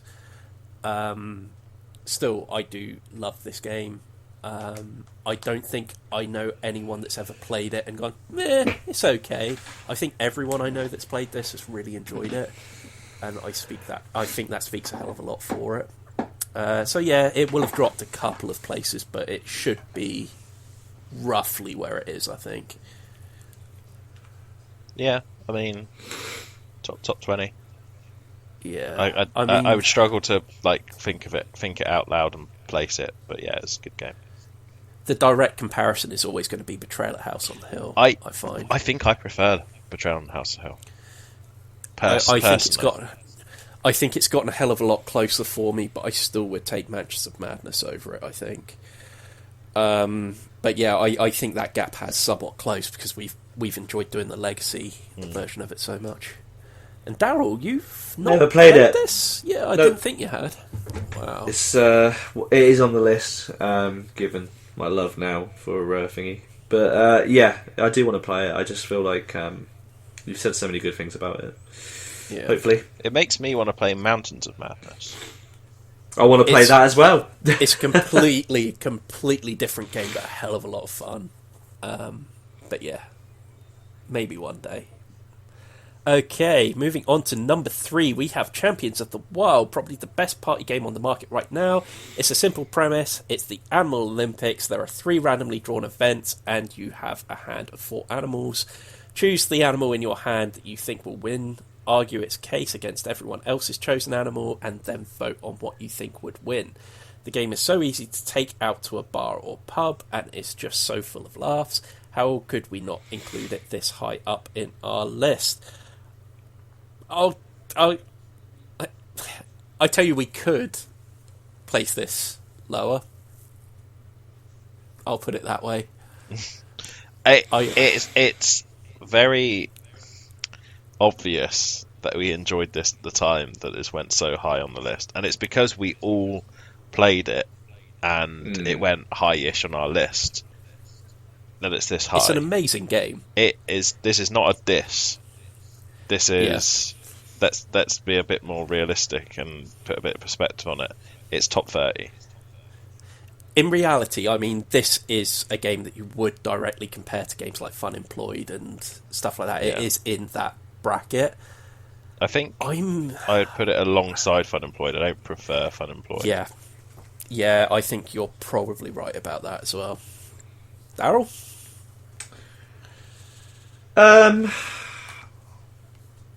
I still back it. I wouldn't. I would put it top 10, but I wouldn't put it much higher, much lower. Yeah, I've got to admit at this point, I think I could easily name 7 games I would put above this.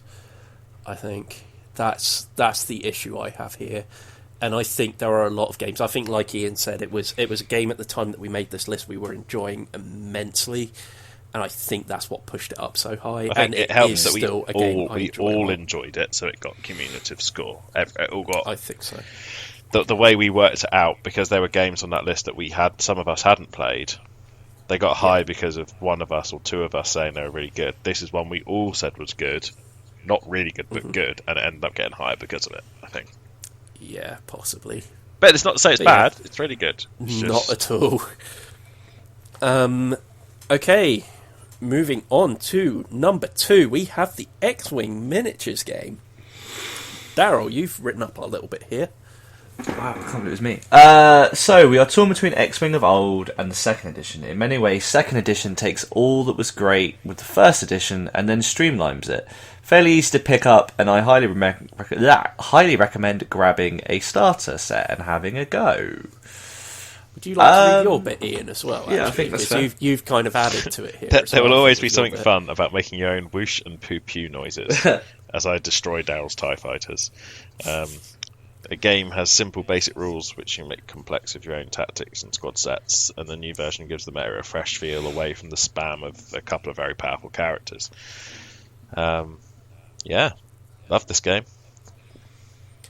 I will say I think we've got this right in terms of which miniatures game should be highest on the list. Yeah, agreed.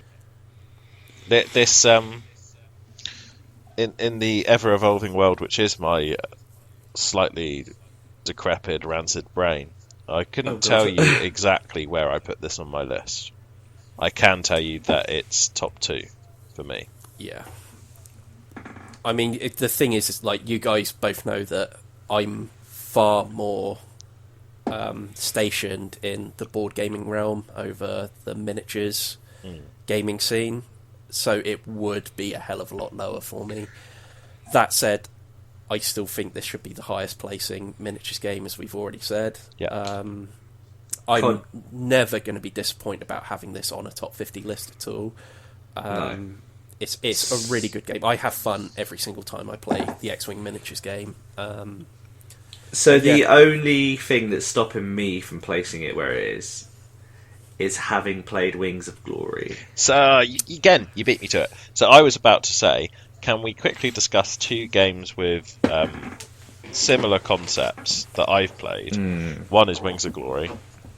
The other is Aeronautica Imperialis. So, only on the Wings of Glory, because I haven't had the just Aeronautica. to clarify, the reason I wanted to bring both those games up is Wings of Glory has its own thing, really. Is really fun. It is different and would be in my top 20. Aeronautica Imperialis, on the other hand, is... You know when you're out and about and you look up at your mum and you go, "Can I have a Mars bar?" And she goes, "We've got Mars bars at home." And you get home and it's the bite-size, not Mars bar, but like the like store brand alternative. But they've been in the cupboard a while and they've gone white. That is how I describe Aeronautica Imperialis. It is cool. The models are beautiful, and obviously the same with most GW stuff. It gives you a chance to paint yourself, but it is not X-Wing, and it's not even like it brings its own oomph to it like Wings of Glory does. Yeah. So Yeah, I think that's the problem, isn't it? I mean, one of the things I will say, because we've all played both of them, Wings of Glory, I think, does push X-Wing close, but I do think I still prefer X-Wing, I think. I do, because of the theme. Yeah. And I think the amount I've played it as well. It's just, I know it and enjoy it. Yeah. I think that's the issue. Yeah. I mean, what you guys haven't discussed is it number 2? It's in my top 2. Oh, okay. You just don't know if it's number 1 or not. No.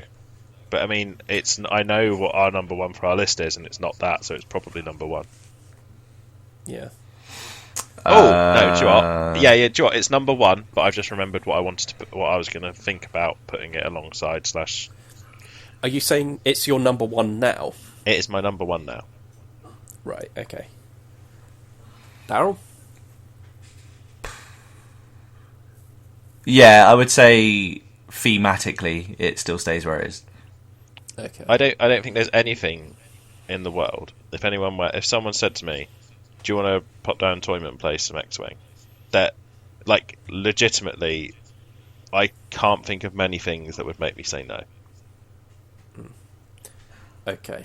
So, to finish this off, our number 1 game, and we have mentioned it numerous times before, is Root. I may argue that Mysterium would be my number 1, but I really can't argue with this. Man, this game has such a rich art design, it's simple to play once you're going, and offers so much replayability as an asymmetrical war game. Totally deserving as number 1. Here we go. Question is 100% a top 10 game.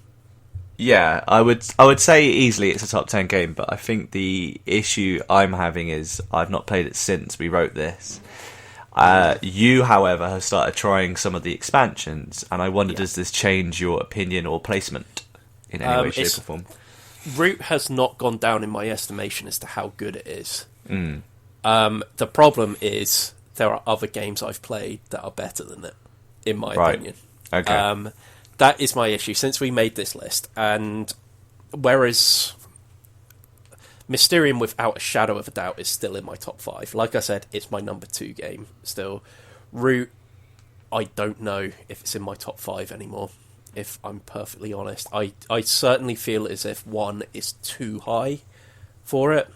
And I mean, this is a game that I love. Cannot say enough good things about it. I still stand by everything I said in that comment there. It's, in terms of its art design, the thought process in the asymmetry of it all, and granted, in order to balance a game, you do have to play with the recommended player settings in terms of who's playing as what faction.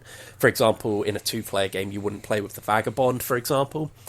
That is probably one of the problems to it, and funnily enough, having looked at the Clockwork expansion recently, it only really ever got fixed with that expansion. In terms of if you're playing it with 2 players, that base game, you will never see everything in that game with 2 players, and that is an issue. I'm not saying that that's an issue that's harsh enough to really bump this down, because this is still a fantastic game. I love it. Possibly a top 5 game, might have dropped outside that at this point into the 10s, possibly. Yeah, that's interesting. And you, Daryl? Yeah, I would say the same. Like I said, it's dropped from 1. I know for a fact that this is number 1 because both me and you picked this as our number 2 game at the time. Yeah, I think that's the problem. Top 10, I would say, for me. I would like to play it some more. I'd like to play it with some of the expansions. Definitely try out the Riverfolk, the badges, all that kind of stuff. But, yeah, I wouldn't. I've still not, at this point in time, would I hold that as my first. And Ian, we absolutely have to get you on this game eventually. I can't believe that I've not played it yet. It's just... I mean, unfortunately, for you at least, that's a real kind of down note to finish on, I suppose. The fact that you haven't played the number 1 game, but we'll have to fix that. and we've run massively over time here. We won't do our top fives. We were thinking about doing it, but we have made this huge. I will say my number one game now is Crocodile. I think that is number one for me. That is my favourite game. I love playing it. I am chomping at the bit to get people to play it all the time, and I think that's why it's my number one game now, I think. So how about you guys? Crocodile would be in my top 5 or 10. I've not really fully decided, so that's a very good shout. Yeah. What would be your guys' number one, I would say? X-Wing. X-Wing? But it'd be close drawn against Dwarven Beer Fest, which I just like. I just really like it. Yeah. I want to do a few honourable mentions as well after we've all decided on what our number one game is as well, and whether you guys have any. I've got some honourable mentions I'd like to yell up. Yeah. Daryl, number one. At the moment, the game that I'm playing the most of, or have been playing the most of, is Marvel Champions. Ooh, okay. So for me, it's a toss-up between Arkham Horror, the card game, but that's fresh to me a little bit. So I would say one of the things I would say that I would want to be really careful of is if I made another one of these lists is recency bias. Like, that is something that I really want. I've really been thinking about recently, and I don't feel like it's recency bias with Crocodile is my big thing. Like, I have not played that now in a long, long time, and I'm itching to play it. I think, for me, I would say Marvel Champions. I always go back to it when I'm bored. You keep playing it all the time, like even on my own. Constant thing on our podcast. Like, usually Daryl's been playing Marvel Champions. Yeah, it's just because I'm desperately trying to get hold of the campaign version, desperately, because I want. I as much as I like the random battles, I have to make my own stories up. Whereas I'm desperately trying to get the campaign to see if it still compares to maybe saying like having a long play narrative. But yeah, for me, it's that. So, in terms of honourable mentions, I'm looking at my list of 58 and thinking which ones would possibly really challenge a top 10, in my opinion. And the games that I rattle off, things like Arkham Horror card game, Gloomhaven, Decrypto, Letter Jam, Railroad Inc. Actually, I'm really surprised I didn't put that on the list originally. I mentioned Millions of Dollars earlier. I don't know whether that would push top 10, but it would definitely be in my top 50, 100%. Letter Jam and Decrypto? Yeah. Easily. I think I would want to mention stuff like Tanks. Yeah, Tanks was good. Wing to Glory, obviously. Blood Bowl. Yeah. Yeah. I completely forgot to mention the Estates as well. We did talk about that earlier, and I definitely think that's pushing my top 10 as well. Tiny Towns as well. Do you like the Tiny Towns? I think, personally, I would say Chronicles of Crime I still enjoy. I know you're having a bit of fatigue with it, but I would say, Chronicles of Crime. Of Crime. Yeah, that's a good shout, actually. I would say. The Arkham game, but that is quite fresh, like I say. Sorry, no, it was just that when we were talking about the Art of War game earlier, the games I really thought Elder Sign was on this list, and it wasn't. So I would say Elder Sign is a game which I neglected to mention before. Dice Throne as well. It's been a long time since we've played that. Dice Throne was good. Dice Throne is probably quite close to cracking. I think that was in my top games when we decided this list. I don't think we played it quite yet. Sure? I'm pretty sure, because I would have had it on my list as well. Fair enough. So yeah, there's only a very small amount of games that got taken out of this, because I think we all made a top 30, if I remember correctly, and we then whittled it down by where we placed everything on here. Okay, how about Zaya? Zaya is on my list. I don't know if it would really push that top 10, but it's certainly like my favourite sandbox game, I think. So there is one game I would like to mention that I played recently, and this might be suffering from recency bias. Okay. But it's called Confident. Oh, okay. Oh, right, okay. And Darryl, you sound like you already hate it. No, I think I know what you're on about, but I'm not 100% sure. It's basically a quiz game where you all the questions have answers that are numbers, and you have to write, say, between how many crabs live in Daryl's pubis, and you could say, between 15 and 82.